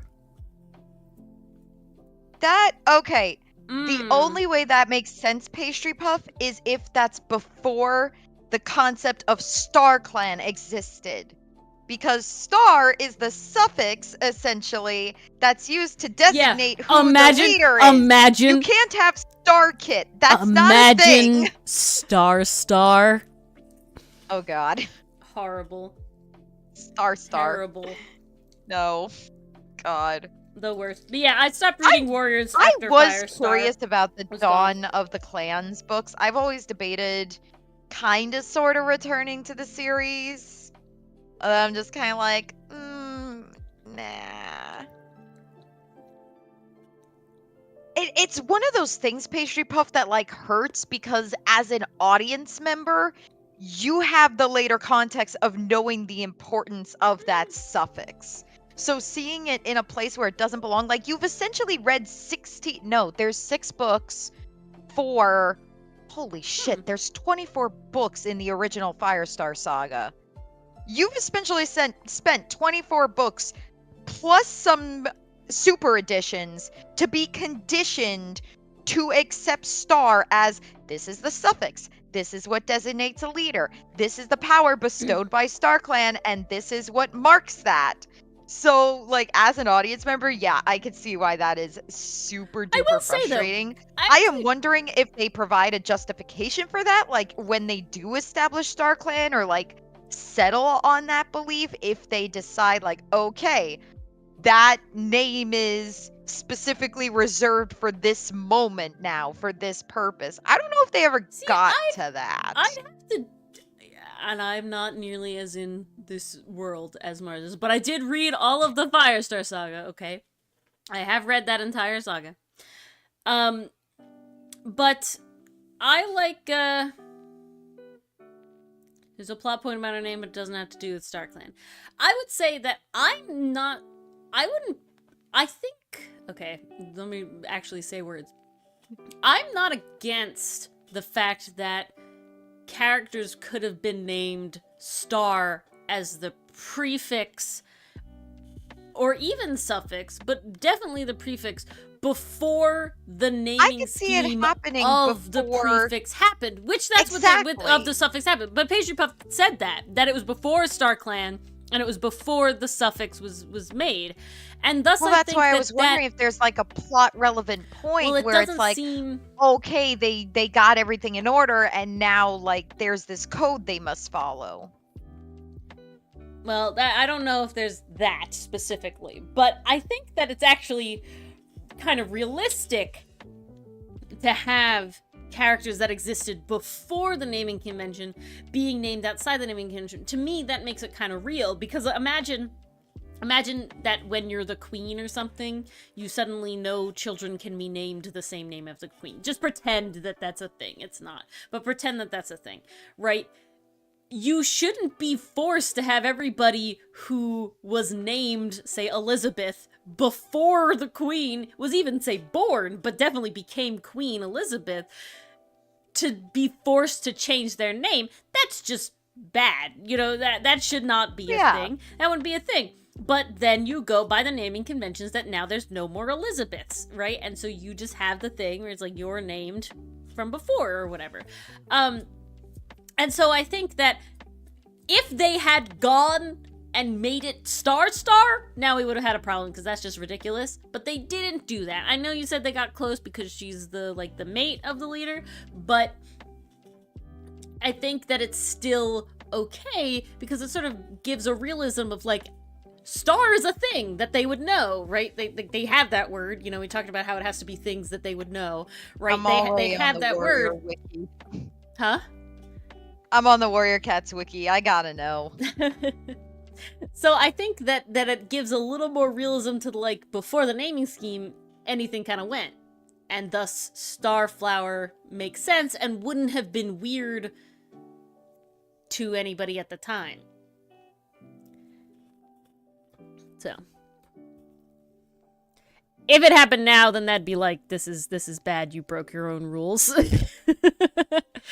But if it happens explicitly before, I think that that's actually cool in a way. On the wiki, Pastry Puff, please confirm. But the description I have for Starflower is golden tabby she-cat with a white chest and paws. She has green eyes with star-like pupils. Freaking cat anime insert. Oh my god. All I can think of is the Miku beam meme that's going around. No, literally. Because they always put the rotating stars in it. Jesus. Miku beam. Okay. One thing I love about the internet is being able to be like tangentially on the outside of like a lot of fandoms, and just kind of like I'm in it enough to recognize it, to kind of vaguely understand, but I'm not like the prime main audience knowing all the lore and shit. Like I kind of like that.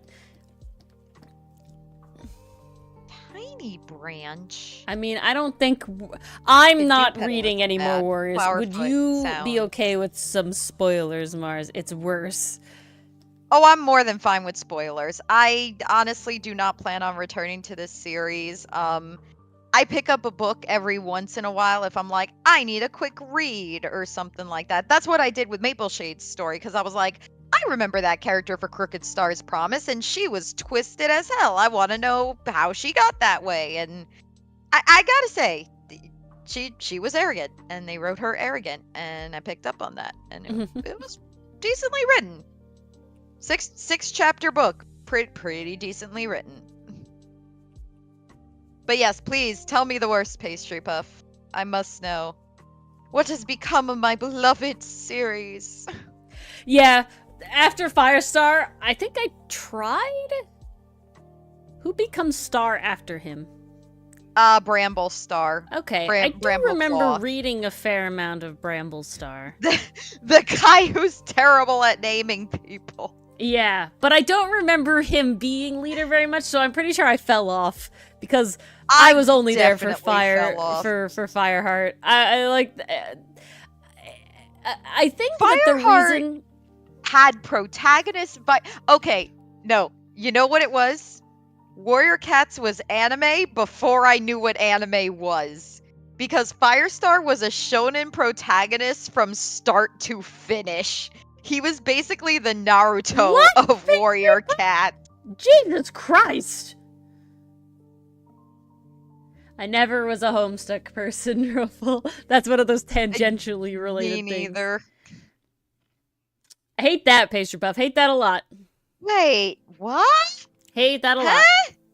What? Hate it a lot. Okay. Nope. I know they are cats, but also no. So scary. Oh God! Hiccuped. You made Ori so sick. I hiccuped. Roval, I remember Homestuck in passing. I never got into it. I discovered it way too late, and even by then discovered, I mean saw a few names in passing. Homestuck is one of those things where I can recognize when a character is meant to be from Homestuck, and that's about it. I know it exists. That is the extent of my knowledge.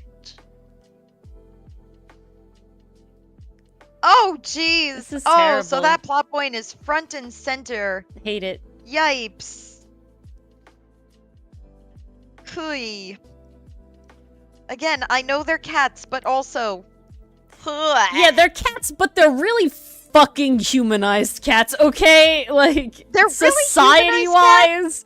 So, you, like, ugh. It's bad. You can't ignore that. You can't ignore that. You can't give cats basically human society, but cats, and then, like, be like, this stuff. They are not like the rabbits from Watership Down. They are still, like, humanized to a degree. To a very large degree, in my opinion. They have fucking, like, social structure and, like, healers and, you know, there's a lot. They have an understanding of medicine. Yeah! Rudimentary, but still. Wheef, that is bad. Yeah, that's rough, buddy. That's very rough, buddy. You gotta love these freaking images of the character on the wikis. Like, I mean, like, details versions of the cat. It just kind of looks like DeviantArt stamp. There's something so funny to me, and this is a very personal gripe, and I think the main reason is because this is something that I try very hard for. But it's when you have people who are drawing full animal characters, right? So, like, this is just a wolf, but they're a character. This is just a cat, but they're a character. And they don't differentiate in facial features. It's all just coat pattern. And it's just like, come on, guys. I know that a lot of, like, wild animals do look very similar, if not identical to you and I, but, like, your dog, same breed, has a face different to your other dog of the same breed, right? Like your cat has a different face than your friend's cat. Like it's not just a coat color thing. Okay? And now you're making literal, like, anime wolves. Can you please give them a little bit of diversity in their, like, faces, please? I can't do it. I watched someone draw this really cool thing, and it's, like, a bunch of wolves, and I'm just like, they're just all the same wolf again. You know, they're not copy-pasted, but they could have been copy-pasted. Oh, okay, they have different coat colors. There you go, great. And it's just like, a gripe. Wow. I mean, I certainly humanize my animals a lot. Like, all of the animal characters I do have very human eyes, you know, like, overall. I'm not going for realism, but to me, if they're, like, a character, like, they need to have more expression. Like, look at the original Lion King, you know? There was life in those characters. Oh, yeah. They had different faces, and that's why the live action sucked. Because they went in the other direction. They went too realistic. Yeah. Like, the biggest thing that went wrong with live action Lion King is they made everything super realistic. They wanted it to look like Nat Geo Wild. Okay, great, fine. But you still have these emotional scenes that rely on the characters being, oh, guess what? Emotional. So you gotta have them emote to convey what's going on in that scene. Otherwise, they just look dead inside. Yeah. But also think about this. Most animals can't or don't cry, especially in the way we cry. Right? They don't cry like we do. No, that's very much a human trait. Very painful to watch an animal character cry, though. Like, oh yeah, you need it. Because for us, it's something we do. So that's a point of relatability. We connect to that because we understand what's going on. We have all felt that emotion and experienced it. Oh, wow, that's really rough, Pastry Puff.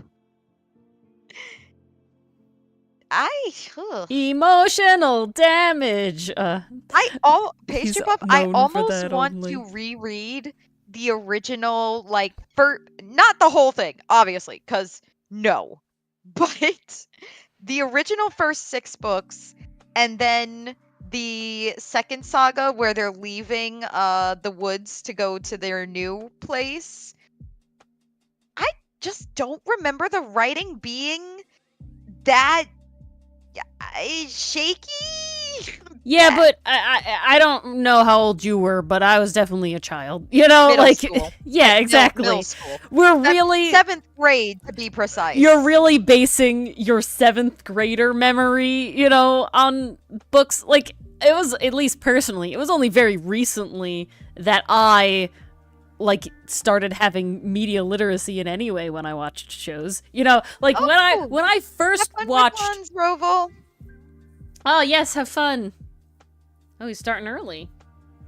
Wow. But have fun. Only 10:30.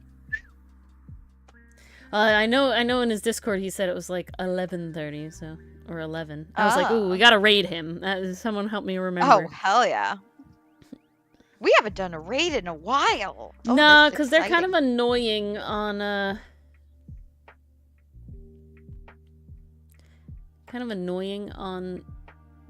or I can't do them on YouTube until I hit 1,000. It's weird. The YouTube ones are weird. That's really and weird. Then a lot of times our Twitch ones just aren't at the same time of when, like, you know, people are good to raid. What a shame. Hey, she's the main villain and it's so much better. That sounds like it would be better, Pastry Puff. It does. That does. Like, they should have committed to having her as a villain. I mean, they've done it before. It's not like they haven't had villains as protagonists. But yeah, when I watched... I was older than when I read Warrior Cats when I watched Fairy Tail for the first time, and I definitely didn't notice / care about the plot things nearly as much as when I watched the final season of Fairy Tail and I was ranting to you about it, Mars. So I'm just saying, and I have ruined Dory. We now make her analyze her shows. You certainly haven't ruined me because I still really enjoyed Fairy Tail, and whether or not the literacy was there, I still wouldn't have liked all the weird, you know, fan servicey things that happens, you know, early in the first ones too. And I was like, but that was definitely the time where you're like, if you want to watch anime, you need to accept that this is a thing. And so it was like, I've accepted, like, I can get past this. Oh, she's not a protagonist. She's just the love it. Well, even more reason to make her a villain. They could have kept their protagonist and had a villainous love interest. Missed opportunity. Missed opportunity. Tisk. But yeah, no, because just like, I mean, are you still enjoying Blue Exorcist, Mars? You know, okay, Blue Exorcist is such a double-edged sword for me, no pun intended, because I am having fun with it. I do like what they're doing in season 3. They're giving Izumo more depth. They're giving her some more backstory. I love that. They're not making her entirely helpless. I want to punch Shima in the goddamn face because spoilers for Blue Exorcist, I suppose, so cover your ears if you care.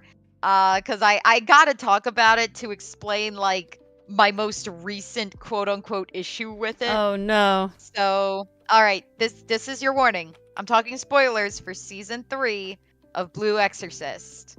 So cover your ears. We'll let you know when it's safe to come back. Ready? 5, 4, 3, 2, 1. All right, I think I gave y'all enough time.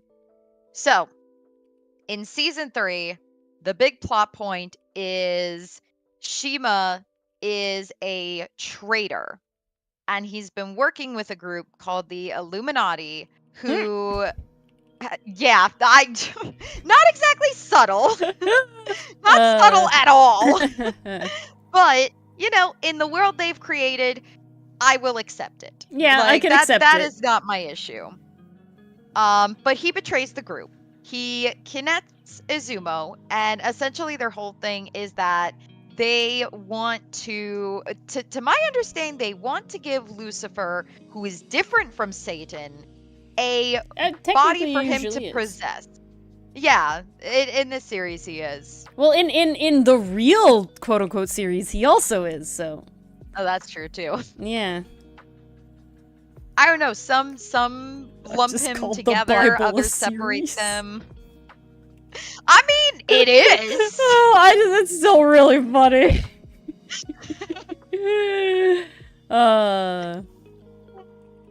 Okay, so Shiva betrays the whole group.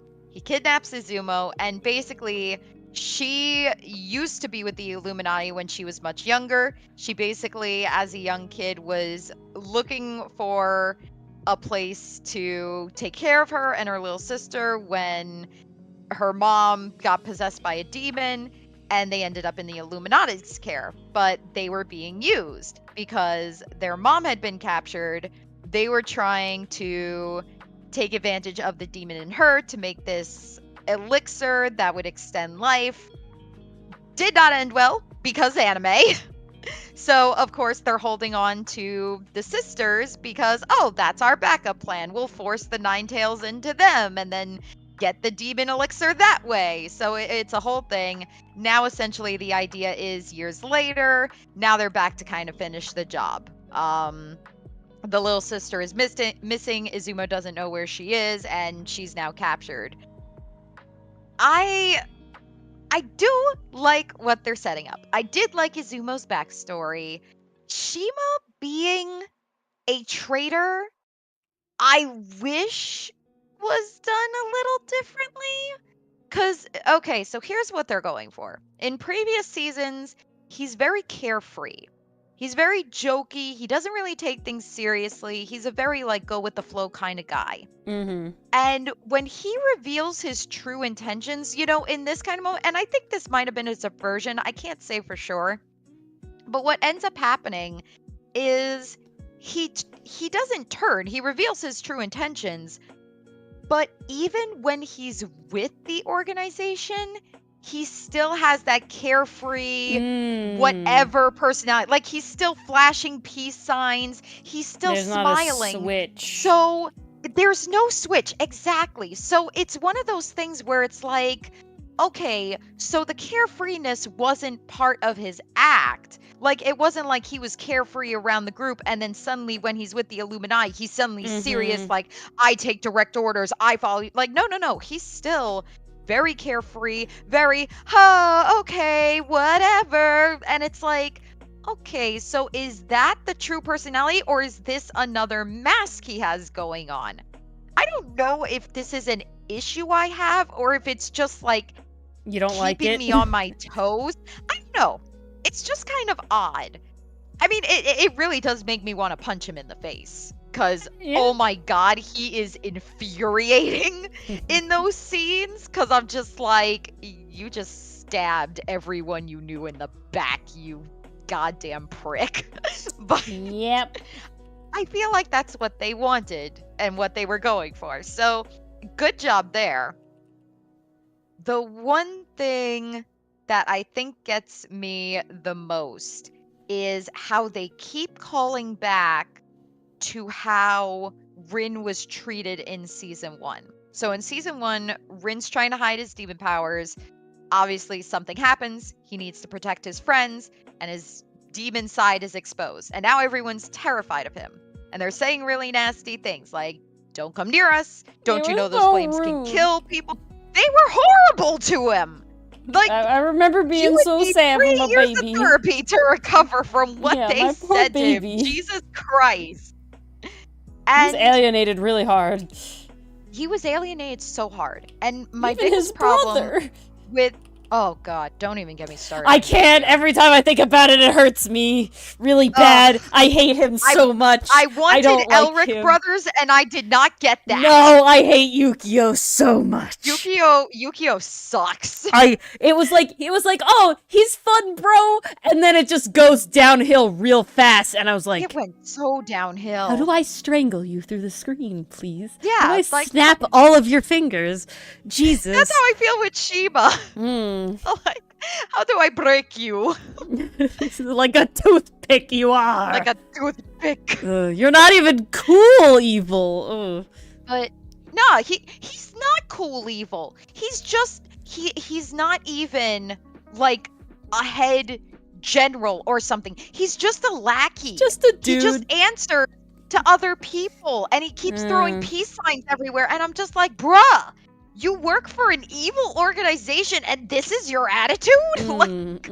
I don't know. I'm really, really hoping that this is the kind of thing where this is another mask, and then when we hopefully get him back, that'll break him down to where we see the true Shima, and then, like, maybe we actually get to see his real personality that we haven't even met yet. That's what I'm kind of hoping for, because that would make it kind of all worth it. Like, he put on a facade at first. Then he put on a facade for the Illuminati because, like, you gotta do what they tell you there. Now that all the barriers are gone, the walls can fully crumble. Like, that's what I'm hoping for. I don't know if that's what I'm gonna get. Okay. Biggest problem. And it goes back to the whole debacle in Season 1. Rin never got an apology. I know they definitely tried in Season 2 with everyone warming back up to him. But the freaking way they handled it just drives me nuts. Because the way they try to explain it away in Season 2 was, I don't hate you. I was mad that you never trusted us in the first place. And it's like, well, you basically called him like slurs sometimes, sir. You did. Everything you did showed him why he had every reason to keep that a secret. Because the minute it was revealed, you alienated and ostracized him to the umpteenth degree. Didn't we imprison him? I'm pretty sure. We imprisoned him? Like, multiple ways? We called him names? Like, it a was lot of gun horrible. pointing by the brother, I'm just saying. And they tried to explain this all the way with, why didn't you trust us if we're your friends? I'm like, bull fucking shit. So I was watching an episode the other day, and I was texting Ori this because I was just like, this brought up all my past frustrations. There's one moment where one of the characters, I gotta revisit our conversation, Ori. I gotta remind myself the context. Nope, that's the poem. That's something else. Where the hell is it? Where's the essay I sent you? Oh, there's a lot. There's a few. Oh, God. We talk a lot, Mars. That far back. Pick a word and search for it. It wasn't on 522. I know that. Good food, nice leggies, spicy Milano. Which part is it? Nope, I found it. Okay. Okay. So, basically, with Shima turning traitor, Bon is very angry at him. And he's like, oh my god, I can't believe my best friend betrayed me. Like, we've known each other since we were kids. What's going on? And they try to parallel this anger that Bon's feeling at Shima with the anger he felt with Rin at Season 1. And I'm like, those two situations are not comparable. And one of the biggest issues I have with this is Rin talks with Bon in Season 3 about this anger he's feeling towards Shima.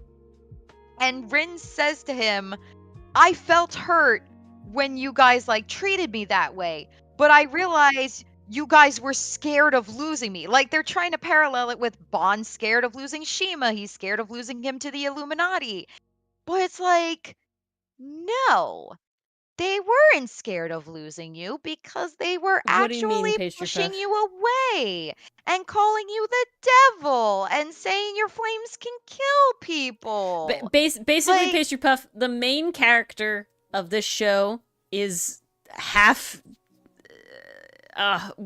he's half Lucifer? He's half Satan. He's half Satan. So okay, he's half Satan. Satan's his daddy. Father. He's half human, half demon. Satan is daddy. And in the first episode, and he has like a tail. Gets unlocked. He never knew he was a demon. Yeah, he didn't know. He's a So it's a whole new situation. Are they twins? For him too. Or are they are twins. They are twins. So he's a twin. Yeah. And they didn't the brother knew, but he didn't. That's a whole different thing. But they're twins, and they are literally, the brother is an exorcist, and basically made to train by their adoptive father to protect Rin should his demon side ever come out. And so the demon side comes out, and now he has a demon tail that's like always out, and he has to hide it. And horns. But basically, and basically the majority of people that he hangs out with fucking hate demons, and specifically Satan, and they're horrible, and that's what exorcists do. Yeah. They exorcise demons, right? That's their whole thing. Temple, killed their loved ones. Whole thing. So when Rin, while hiding, because he wants to be friends, and that's all he wants to have friends, and he wants to have a good relationship with his brother. Here's what makes it worse, Pastry Puff. So there are flashbacks to Rin's like past. All his life, he's been told, like, you can't do this, you can't do that, demon child, like, because of his abnormal strength, and he never knew where these came from. So he essentially, like, gave up on connections, kept to himself, like, very isolated. This is his first time having friends. So he has friends. He doesn't want to lose it, okay? However, in order to save them, he has to go fucking demon mode. And he saves them. And he's good. And it's great. But oh fuck, he's demon. He gets yelled at. He's demon, man. They fucking they seal him, they lock him up, he's in jail, they treat him horribly. They give him over to these other people that like beat him up, if I remember correctly. Is it season 2? One of the seasons, his brother is literally like trying to kill him with the demon gun. The whole thing, gun at horrible. His head in episode 3. When he's done nothing, he's just trying to be a boy and live his life and protect his friends. They fucking hate him. They hate him so much. It's horrible. It's really really mean. They're really really terrible about it. They kind of come around eventually, but they just kind of come around. Nothing really gets talked about, and Rin's just happy to have friends again, and so he just kind of accepts it. That's the thing. Nothing is ever talked about. There's no consequences for his friend's actions. No, they just finally are like, I guess he's good. You need to face how you treated him. We accept him, and he's like, yay, I'm not a loner anymore. Yeah, no. They never apologize. They never apologize. Pastry Puff. The apology we get is, I didn't mean it to come off that way, but you should have trusted us if we're truly your friends. Why would you keep that a secret? It was the way you treated him was why they fucking turned him into the demon cops. They turned him into the demon cops. Every single reason to keep that a secret. And the fact they tried, I don't know if it's the same in the manga. Blue Exorcist is one of those animes where in season 1, they did not keep to the source material and actually veered off into its own direction. Season 2 was an attempt to return to the manga timeline, and season 3 appears to be going in that route because now we're in the Illuminati arc. So there's some wibbly wobbly timey wimey stuff going on here, and there's some retcons going on. It's a fucking wild time. But here's something I think they could have done. If they really want to make this message stronger, they could have had the friends say, like, Pastry Puff, we recognize that you are not your father. Like, yes, I was scared of you because your father destroyed my temple. I was scared of you, and I horribly treat you inhumanly. You're not a human for like a good portion of this. Onto you when you did nothing wrong. The sins of the father are not yours. Like, that would have been a great message. That would have been fantastic. A+. But no. But and that's even the more frustrating thing. Because the whole idea of sins of the father, it's brought up in Izumo's backstory. Because her mother is a real piece of work. Like, she is horrible. She treats her family like absolute crap, is very neglectful. And she also neglects her temple duties as well, which leads to not retaliation, but annoyance from the other villagers. And they blame Izumo for it. They're like, your mom's a real piece of work. So it's like, oh, look, we could have had a parallel. The sins of the parent are not the sins of the child. Wow, there's something to parallel to Rin's story. Do they go that route? Nope. No, they don't. So for anybody who did leave, I'm gonna say spoilers over. Yeah. Because I want to ask a question. And I want to ask Mars a question. So this is something I am somebody that does not recommend watching Fairy Tail. It is not a good show in the sense of that the plot is very much exposition and like resolution. The writing of the actual like overarching story, not good. The vibes of found family constantly very good. And if you want to watch fun feral dragon man fight big shit and never ever die, then it's fun, okay? But it's not worth over 400 episodes to get that out of it if you hadn't already watched it, okay? And that's why I don't recommend it. That's a huge commitment. However, I don't think that Fairy Tail overall as a vibe show, if it was, say, only 3 seasons, right, to try and make it comparable here, I wouldn't say that it's like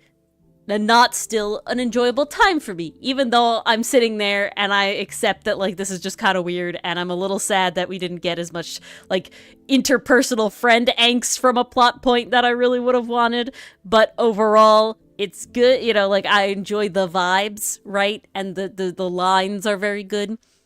So my question, Mars, is where does I don't think there was actually anybody who I feel like it was big enough pastry puff. I feel like yours was definitely not very spoilery in the text because it had no context. Yeah, I don't think yours is spoiler. The fact that there is a traitor, I don't think that's really a spoiler.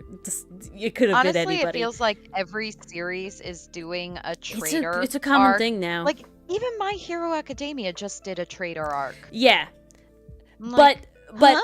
Well, and that's something I want to... That can be a fun comic corner, I think, Mars. Traitors. Can be a fun comic corner. That would be really fun. But, so my question is, when does a show that you know you are specifically watching for the vibes, right? Like, I specifically was watching Fairy Tail for the vibes. I knew what I was getting into, and I accepted that the story was not going to be good. But when does it become that the story is so integral to the show, sorry about that, that the show can no longer be just vibes and it's just frustrating now? Do you feel like that is a point that you could reach with Blue Exorcist? Do you feel like that is a point you've reached with another show? You know... I feel like that's a point I could potentially reach with Blue Exorcist. Because... The problem lies in the intentions. They want me to care about the characters. And on the flip side, I want to care about the characters. I want to care about Rin's journey and him finding himself in the world, but also rising up against his father. I want to see where the traitor arc with Shima goes, and if was everything truly a lie the whole time, or is there another Shima behind all the lies and the peace signs? They really do try to set up these character growth moments, and it could really turn into a study, like I said earlier, with the different parallels between certain characters, and they do attempt that. I mean, even though I think it's done sloppily with paralleling Bond's anger in this season to his anger in the first season, because, again, not comparable in the slightest, my opinion. They still made that attempt. So there's still clearly an effort being made to get you to care about these characters. And... like I said earlier, not to repeat myself, but I will because it's important. I want to care about the characters. And I think when I reach a point where I want to be invested in these characters, like I want to care about them, like I have Edward Elric and his adventures, like Vash and his adventures, I'm trying to think of another one that's resonated, like Mob and his dilemmas. Like that's another example of essentially that whole show is a character study from beginning to end. And they set it up. Mob, there's so many opportunities to have these really introspective moments that, while done before, sins of the father, not the sins of the child isn't exactly the most original concept out there. It could still resonate with someone out there. It could still be relatable. It could be an interesting moral dilemma. And I think what frustrates me is they don't take advantage of that. And I find when a story element, particularly with characters, isn't taken advantage of, it's like, well, I'm showing more care about the characters than the show is. Because here I am seeing all this potential for them going to waste. Does that make sense? Yeah, and I think I'm more invested than the writer is. That can be really frustrating from an audience perspective, because if you see all these different opportunities like laid out and then they decide to go another route, like, don't get me wrong, going another route can be a very good thing if it's a good route. You'll get a story. Exactly. If you might get a story you didn't know you wanted, that's totally possible too. Kind of what happened in a Windbreaker today. I will say it was not what I was expecting, but it was still very good. I'll have to take your word for it until I see it. Yep. But I gotta say, just some of the choices they're making, like letting that parallel storytelling just slip by, equating Bond's anger, and the thing that frustrated me the most was Rin's line about, I understand you didn't want to lose me. Like, it absolves the friends of any consequences. There is no guilt, there is no apology, there are no consequences for their actions, and it essentially falls on Rin to no, you must forgive them. Like, no. And that honestly happens every single time at this point. That's not new. No, it's not new, but that's also kind of why I wish it would try something a little bit different. Like, the friends are not in the right. Exactly. They fucked up, and you don't have to make them grovel, but just have a little moment where they honestly apologize. That's all I ask. But to get back to your question, Ori, because that was a very long tangent. When does a show stop being a vibe show? I think for me is when I get too attached to the characters and I want something more for them. Because I'm trying to think of a true vibe show, and I immediately think of JoJo's Bizarre Adventures. Like, I'm invested in the story. I cried for Caesar, though. Like, I do cry for Caesar. I do cry for Caesar.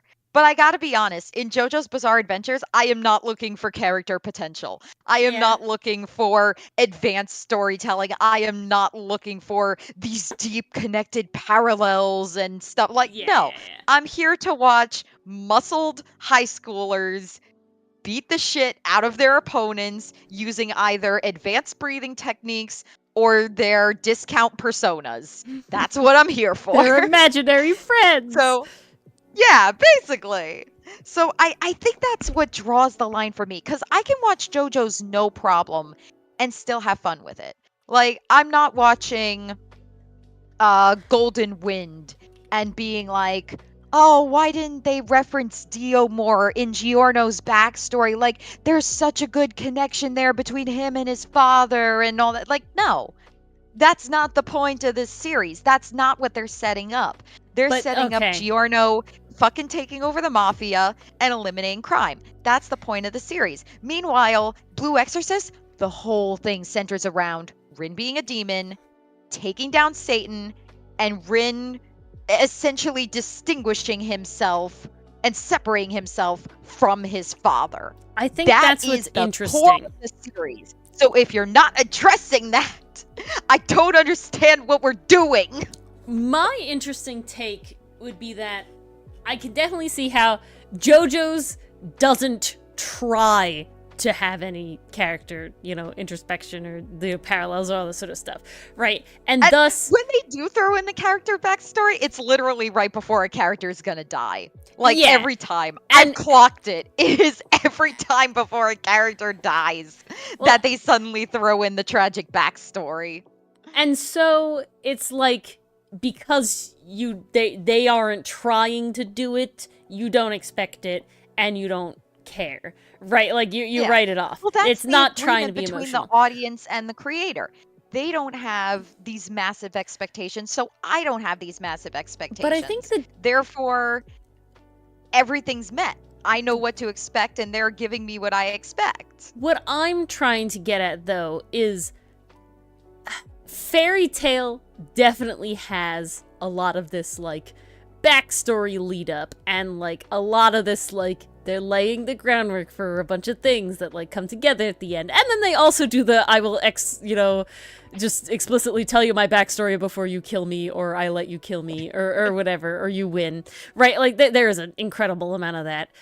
But there's also, like, in the final season, there's a lot of Natsu built up to the end. There's a lot of Gray built up to the end. That, sadly, isn't as crazy as I would have wanted it to be, but I think overall, like, it's cathartic enough where it has, like, it could have gone on longer, okay? I could have dealt with with one full episode of angst instead of, like, a half scattered between two, but, it turned out in a way that was different than what I wanted, but I wouldn't say that it's good, right, if that makes sense. It's not done well because being that these two things have come to a head after seasons of setting it up, it did feel a little sad about the amount of screen time that it kind of got, just because there's a lot going on in the final season and the final battle.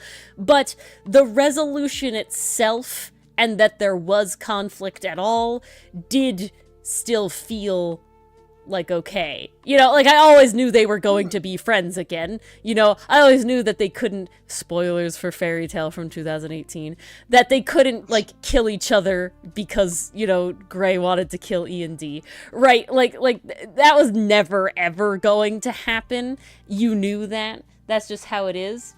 And Fairy Tail has set up its expectations as that type of show, that something like that isn't going to happen. Exactly. But so I think, while the potential for it could have been there, you're not going to get it. So I think the expectations are different. But I think the biggest difference, in my opinion, is the fact that the resolution that happens is still what I wanted.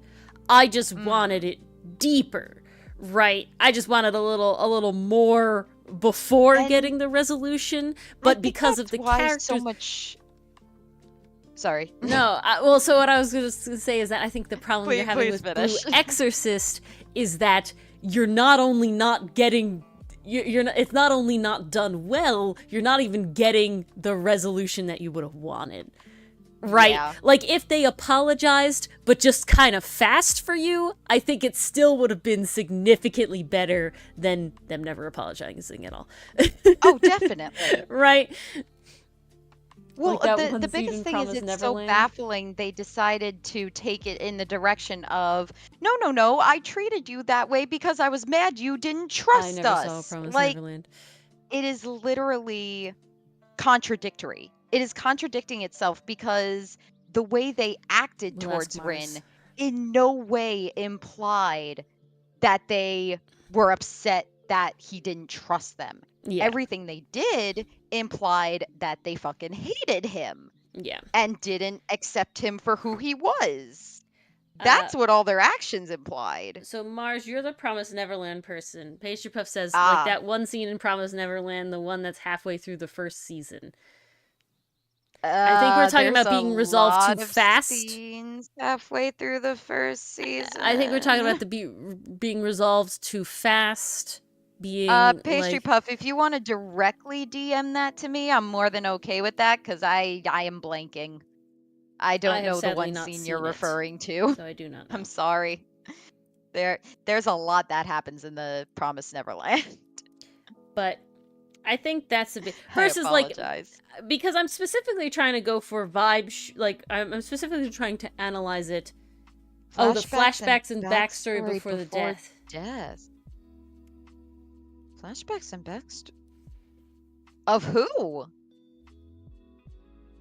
I'm really drawing a blank here. When did that happen? Unless it was that quick that I actually forgot about it. That would be kind of funny. It would be very funny.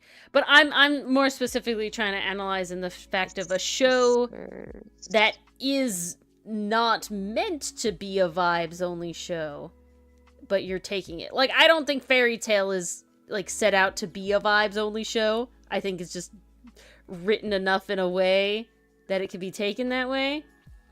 Versus, like, Mashly Muscles and Magic is definitely, like, it doesn't take itself seriously. You know? For that, I would say One Punch Man also is a vibe show. Yeah, 100%. But it's meant to be a vibe show. Yeah. Can I have season 3, please? Just give it to us already. I've seen the last episode of season 2 so many times, and you can't have such a fucking epic Garo moment and never give me season 3, okay? I need it. So, Pastry Puff just sent me the scene they were talking about. I gotta be honest, I don't remember it at all. Damn. But I do remember the scenes of, like, when the kids have to part ways, when the one really big moment happens at the end, the moment with their caretaker discovering, you know, that big twist with one of the other kids. I'm being very vague right now, but I'm sure Pastry Puff knows what I'm talking about. Oh, it might be this year. Those scenes stood out to me because they centered around the main characters. I gotta be honest, maybe because she was a side character, it just didn't stick out as much. I'm not sure, but I really have no memory of those flashbacks. Wait, you're gasping. What happened? One Punch Man season 3 should come out this year. They released the trailer at the end of February. Finally. Yes. Let's fucking go. Oh. I'm ready. Oh. Do we know what studio is animating it? Oh, God, I'm fucking so ready for this fucking arc. Thanks for taking the time to describe it to me, Pastry Puff, because I actually had no memory of this happening. I knew she died. I did know that she died, but I did not remember anything about a flashback scene before that. God, when did I watch Promised Neverland? It was definitely an undergrad, so it's been a while. Max Middleman still Saitama. Beautiful. Let's go. Where is my... I mean, is there a reason it wouldn't be Bones again? Well, they already switched studios once. Oh, you're right. It was more so out of curiosity. You're not telling me anything, it seems. Oh! Oh, now it's coming back to me, I think. Yeah, the freaking doll. Okay, yeah, it's coming back to me. God, it's been so long. God, I'm so fucking excited though. This okay. Yuri on Ice pain. This heals me a little bit. Heals me a little bit. Yeah, okay. So that part I did remember, Pastry Puff. I remembered her death, and I remembered her hope for the kids to escape. And that was kind of like the quote-unquote, I think, redemption moment for her that they were aiming for. And those were the two big points I remember from that. They did change again? Oh, shit. What studio's in charge now? JC staff. Shit, that's JoJo Bizarre Adventures. It looks like it's That's also the JoJo Demon studio. Slayer? JC staff. Demon Slayer is ufotable. I don't know. They're showing me images of Demon Slayer next to Saitama. What is happening here? Are you on my anime list? Where the hell are you right now? I'm on the internet. How helpful. I'm nowhere specific. Okay, I'm looking this up on the official. Let's see. One Punch Man season. I'm lazy. 3. Oh, One Punch Man 3. Here we go. Let's see. Studio JC staff. Yeah. JC staff is also responsible for Toradora, Food Wars. Oh. Psyche K. Ooh. What else? They're also responsible for Konosuba. That's a big one. Mm-hmm. Only seen season 1. Yeah. Also responsible I'm not for... logged in. Jesus Christ. I'm pretty sure they're responsible for JoJo's. I thought they were. Am I completely wrong? Who the hell's responsible for JoJo's?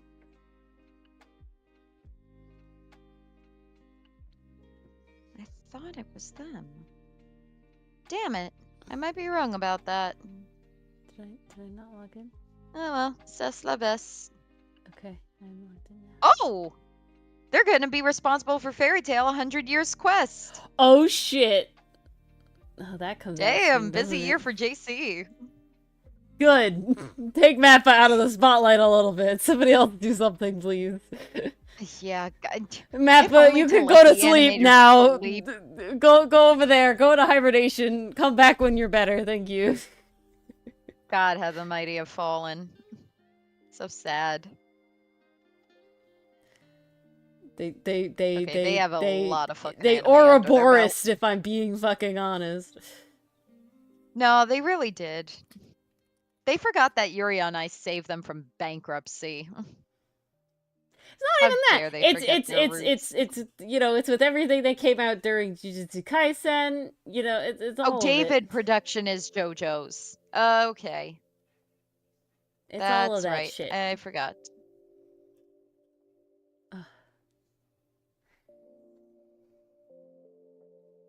You haven't watched Yuri on Ice and you're upset about it? Oh, you're upset about them canceling the movie, even though you haven't even seen it? The first You should anime? watch Yuri on Ice. It's really good. Especially if you have the official Crunchyroll. Contribute to the numbers and show Mappa how stupid they were. Yeah. I have the DVD.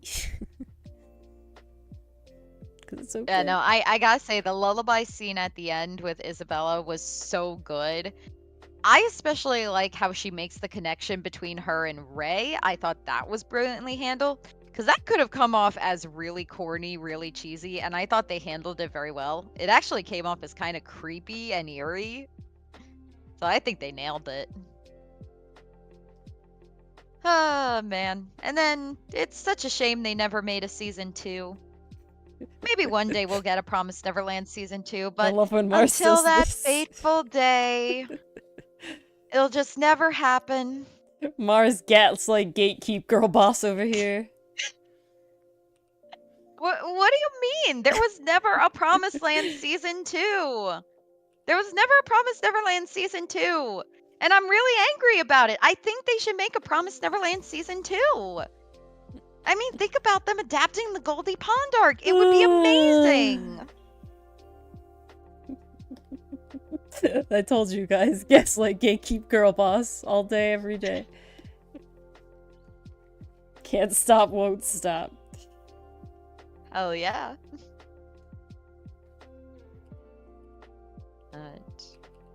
This was a fun tangent. Thank you for letting me rant, Ori. Honestly, most of our streams end up being this. I have so many feelings about Blue Exorcist. It's one of those shows where I'm like, you're so close. Like, you were so close. See, it's one of those shows where it's like, But I think you're just show. I might pull a fairy tale and just never watch season 3. It's not bad. No, it's more just like it's definitely not bad. bad. But it's also like, God, it's so close. Like, we really could have had something not amazing, but I don't know. It's I don't more, for me, it's more just one of those things where it's like, I watched the first season of Blue Exorcist because I got sick, really, really sick freshman year in college. What a coincidence! I was I did too. literally confined to my dorm room for like a week.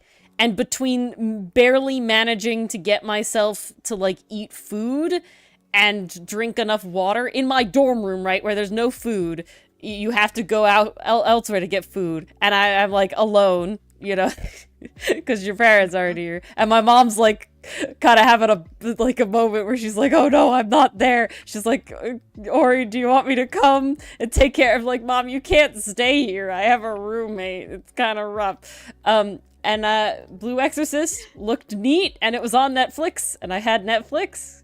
And I was like, okay, this is the anime that I will watch right now. It's like, this is my sick day show. Yeah. And then you told me about season 2, and I did end up watching it. I don't remember why. And then it was just kind of like, this is the thing. And so when you're like season 3, I was like, oh yeah. But if I'm being completely honest, the vast majority of the plot of the show, I don't remember. You're like asking me questions, and it's like, long. Man, I don't know. It was I don't know. It was like a 7-year wait for season 3. Yeah, there's a certain point when it's too long, and it's too long for a show that is already a little not contrived isn't the word that I want. Dated? Just like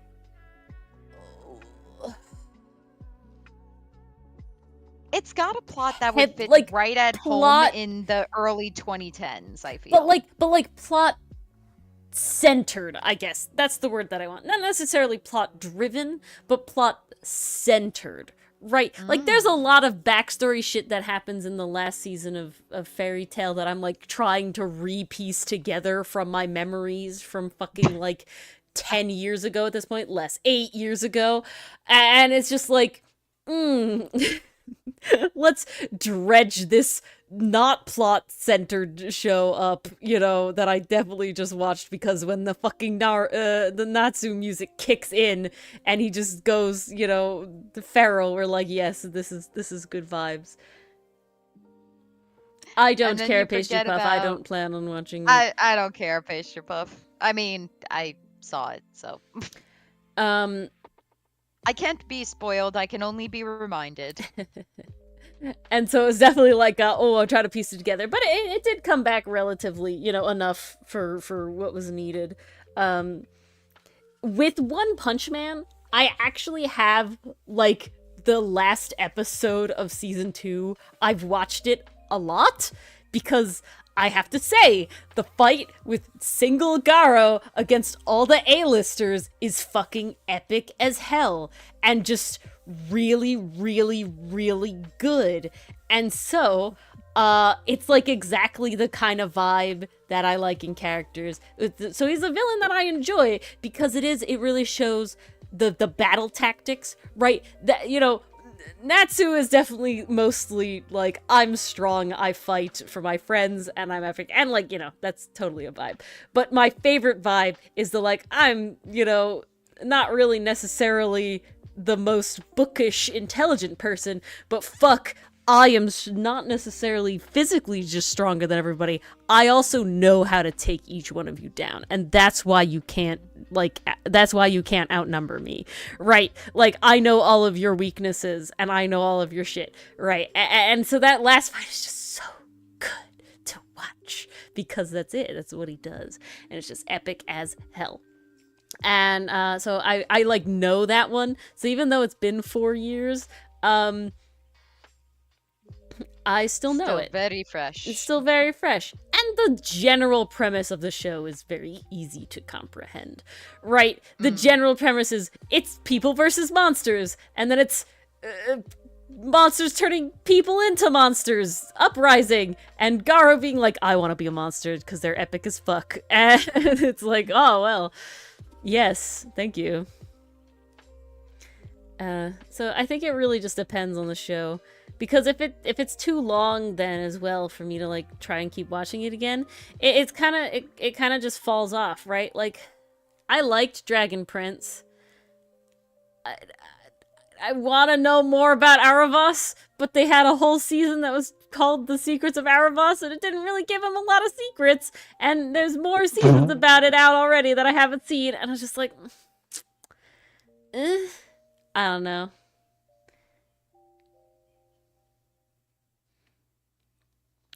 Yeah. A show has to be very good, and if for me to really, really, really want to watch it after multiple years before next season comes out, right? The longer the wait in between a season, the better the show had to be. Right?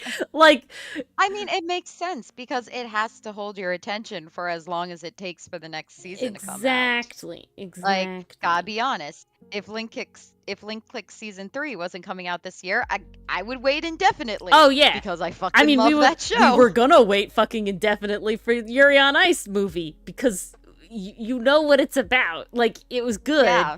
It sticks. Right? It was straightforward. It was great. It did something different. It spoke to a lot of people. I'm so far out of the like My Hero Academia thing that it's like, I don't know what's happening anymore. Who are we even fighting at this point? Apparently a traitor now. And Deku. Deku's gone nuts. See, like, I don't even... They broke the boy. I'm just in the outskirts of I view pretty art of the characters, and that's about it. I know of their existence, and I know their names, and their quirks. And I like the funny ones where it's like interactions when they're just being like funny, like high school students. And it's like, oh yeah, this is the stuff. Are they even high school? I don't know. That's a weird anime thing all the time. Like, Soma being middle school is weird, and I just kind of block that out, you know? It is. I don't think about it. See, at least Mob feels young, right? Mob felt young the whole time. He did. He felt middle school, and, you know, and, like, going into high school at the end there, right? Like, he felt that age. I was so proud of my boy, buddy. The Soma characters never fucking felt middle school, especially the fucking, like, upper echelon. Like, Jesus Christ, they were in middle school. No. They were high school. They weren't. You cannot tell me otherwise. So that weird. had to is be My Hero Academia high school era. at least, please? Error. Bleh. Yeah, My Hero is definitely high school. Okay, good. It's weird, okay? No, I get that. Wanting, you know, high schoolers to look like high schoolers. Or, like, feel like them at least, right? Like, the majority of them should feel kind of unrefined, right? Like, in Windbreaker, I don't feel like these children are adults, you know? Like Hajime's close, but he's like a senior, children. So it's like we're okay. He's a little more like, and he's meant to be like a little more emotionally mature. That Haikyuu found. I don't know if you ever watched Haikyuu, Ori, the volleyball anime. I did not. But that series also did a very good job of having their high schoolers feel like high schoolers. Like, you didn't look at any of those kids and were like, are you an adult? It's like, no, they're high schoolers. One's either about to graduate, or the others are like first years just entering. Yeah, Hajime definitely toes the line in Windbreaker, but again, he's supposed to be the senior. But he's also like, he's the leader. Exactly. He's the oldest. He's meant to be the senior. Like, he's meant to be like the 18-year-old about to go off to college, right? That like knows what's up and is definitely a little more emotionally mature than I think most people his age would be, but I think that's fine. He's not like way out there. Well, I haven't seen any of his backstory, any of we didn't get any backstory. We didn't get any backstory for him yet. Given what I've seen about him, and also filling it that's in also with my own knowledge of character archetypes, is because he's the leader, like, he seems to have that experience. He's probably dealt with something that's given him this more worldly view than other kids his age would typically have. But I don't sit there pastry puff and go like Sakura's just an adult. Of disbelief. You know, is Sakura like, I don't feel that, and that's good. We don't want that. If you set it a certain way and you made characters a certain age, they should roughly feel that age. And that actually Food Wars, they don't feel middle school. It's earlier. Wild. With suspension of disbelief, like, yeah, the lack of infantile amnesia, maybe it's an issue. I don't know. I feel like when you reach a point where a plot point is like, well, the show wouldn't have existed without it, you either got to say, okay, that's too contrived and I can't accept that, or you got to accept, that's suspension of disbelief and I wouldn't have my story if I didn't have that. It really, in that case, depends on what your audience is willing to accept. For me, I was okay with that plot point because we were in a world where children were being raised on a farm as cattle to be eaten by monsters. So why would infantile amnesia be a breaking point for me? However, if like we were in a more grounded setting and it was a realistic orphanage in the modern day, you know, maybe that would have broken my suspension of disbelief a little bit. I don't know. I feel like once you enter that fantasy setting, you get to play a little more fast and loose with rules like that, because it's kind of like I have watched so many video essays this past week because I was just so bored out of my mind yesterday. And one of the ones I stumbled on were like the live action Disney movies. And biggest one I was watching was the Little Mermaid live action remake. And people were talking about like realism versus suspension of disbelief, and they were talking about in relation to the choice for Ariel's hair color. And the person in the video was talking like, why is everything in this movie so drab? Why is it not colorful? Why is it not pleasing to look at? Why isn't Ariel's hair red? You don't have to make it crazy vibrant, but like a little something. So the whole point they cited was that apparently, allegedly, the directors were like, well, we didn't want cartoonishly red hair. That would be unrealistic. Guess what? You're making a movie about a fucking mermaid who gets her voice stolen by witch magic and gets legs to go kiss a prince. Suspension of disbelief flew out the window when you started with that premise. Who the hell cares about cartoon hair? Who the hell cares about realism at that point? Yeah. Yeah, no, exactly, Pastry Puff. It's kind of like an argument with The Lion King as well. Which is the worst example. We couldn't have the characters have facial expressions during the emotional bits. Okay, but they're animals in the jungle that sing.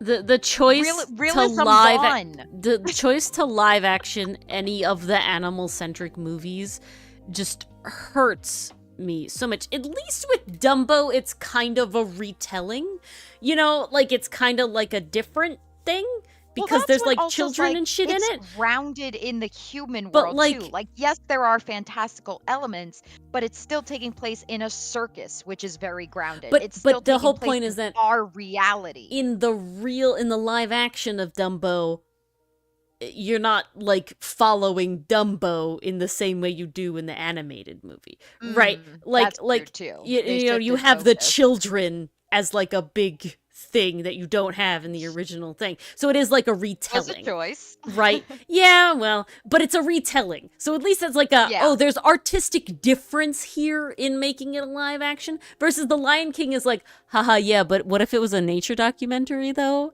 And like someone was like voicing over the lines to like, well, it was like, what if it's a nature documentary of someone who doesn't know what nature is, just voice acting the characters, right? As like a funny gag, like it's muted. We get that on the back of the DVD it's just like, as the critic quote, please. Yeah, and it's just like, no. That's too good. I didn't need this. I know very little about the live-action Jungle Book movie because the second I knew about the Lion King one, I kind of got really, really pissed off. I've only seen 2 live-action Disney remake movies in their entirety, like fully, that I've personally watched. And it was Cinderella, because that was like the very, very, very first one that came out, and it was like on a flight from England, so I had a long way to go, and it was like, what am I gonna watch? I can't watch like horror or he's sensitive, and then it was like I was coerced by somebody that I find to be relatively critical of movies to watch the live-action Beauty and the Beast. So I kind of accepted it. No, it wasn't me. No. It was a college guy. And it wasn't bad. I will say, Evermore fucking slaps. Okay. Wish Evermore that was in good. the real one, in the live, in the animation. Otherwise, it's just like, I don't know why we needed this, you know? Like, why does this exist? It's okay. But I feel like with suspension of disbelief, like, you're gonna have that in basically any story, because no story is perfect. You're always going to have to ask your audience at some point, please accept this. There's no explanation right now. Just go along with it for the sake of the storytelling. Like, think about the classics, like Snow White. Why does the prince stop and kiss her? Why is she put in a glass coffin? Why does she wake up immediately? Like, there are all these logical questions you could ask. But the setting, fairy tale, kind of indicates you put logic aside to embrace the emotions of the scene instead. And that's kind of similar to suspension of disbelief, I've found. I think it matters where the focus you is. Ask your audience to give a little bit. Oh, like, definitely. And it also comes down to, like, are they invested in the characters? Did you make the characters interesting? Did you make the plot interesting? If you've sucked the audience enough and gotten them to care about that, then it's a little bit easier to ask them for some suspension of disbelief. Do you like a lot of fairy tales, Pastry Puff? Because I have another anime recommendation if you do. Mars knows what it is. Do I? Oh, I do. Yes, you do. I do. You do. Okay, Pastry Puff. If you find yourself needing another anime to watch, it's called Princess Tutu, and it is an older anime, so it definitely has, you know, a bit of older anime vibes, but it is overall really, really good, and it's basically, like, overall a very big general retelling of the Nutcracker with a bunch of, like, other fairy tales sprinkled throughout, and the world itself specifically doesn't really make sense, because that's not the point, because the whole point is all this other, like, character related things and, like, making your own story and all this sort of stuff, and it's really good, and I won't go too into it because I don't want to spoil anything, but it's very good. And my favorite character is a big circumvention. I didn't think he was going to be my favorite character. Every winter season. It's very nice. It's all so about, like, ballet, and it's all, like, classical music and stuff in it. So, like, it's really, really nice. And, again, the overall sort of, like, the world building is not really, you know, the big deal or anything. And definitely, like, it definitely has, like, an age to it, but it is really good overall, and I think it's just very nice and very, very wholesome overall. You know, it's about healing people's souls and things and emotions and stuff. Clearly we have a type when it comes to storytelling. We do, don't we? Yeah. Again, really it's one of those. It has actually one of the most bittersweet endings that I accept in anime, because it's still nice overall. I can't think of another ending to an anime that is as bittersweet as Princess Tutu is that I've seen. Gurren Lagann? Is it bittersweet? I don't know. Nia fucking. I didn't really care about her, if I'm being completely honest. I wasn't really attached. During her wedding? I wasn't really attached to her, if I'm being completely honest. Kind of didn't like that. I kind of wanted Simon to just be on his own, please. I didn't need this whole thing. She's forgettable, in my opinion.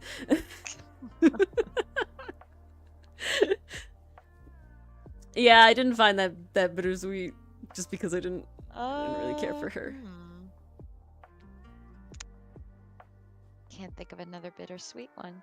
Yeah, vast majority of ones are like unequivocally happy in the end. Even Sada Zamai ended pretty happy. Yeah, very happy. They came back together. They were past friends the end again. credits.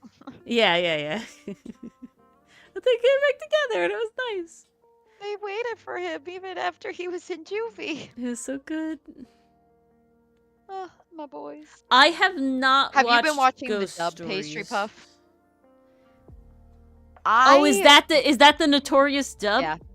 Yes, that's the notorious dub. I desperately want to watch that, but I want to watch that with a group of people.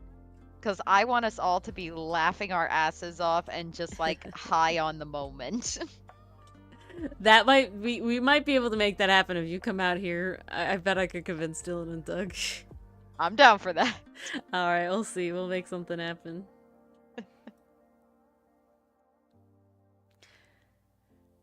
Yeah, no, that's like a solely we're watching this for the vibes show. Oh, yeah. The dub specifically. I can read. Not well, but I can read. And those letters are backwards. Which honestly is such a Ferrex line. Yeah. It is a very Ferrex line. I can only imagine Ferrex saying that.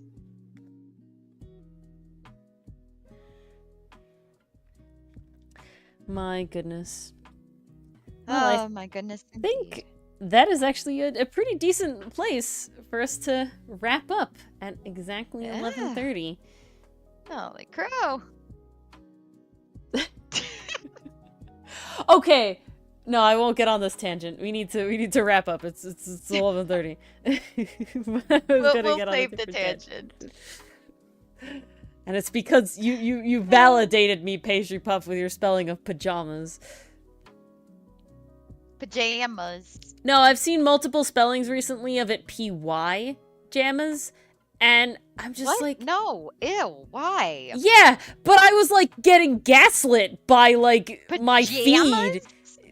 Yeah, into like that was the right way, and I was just being dumb.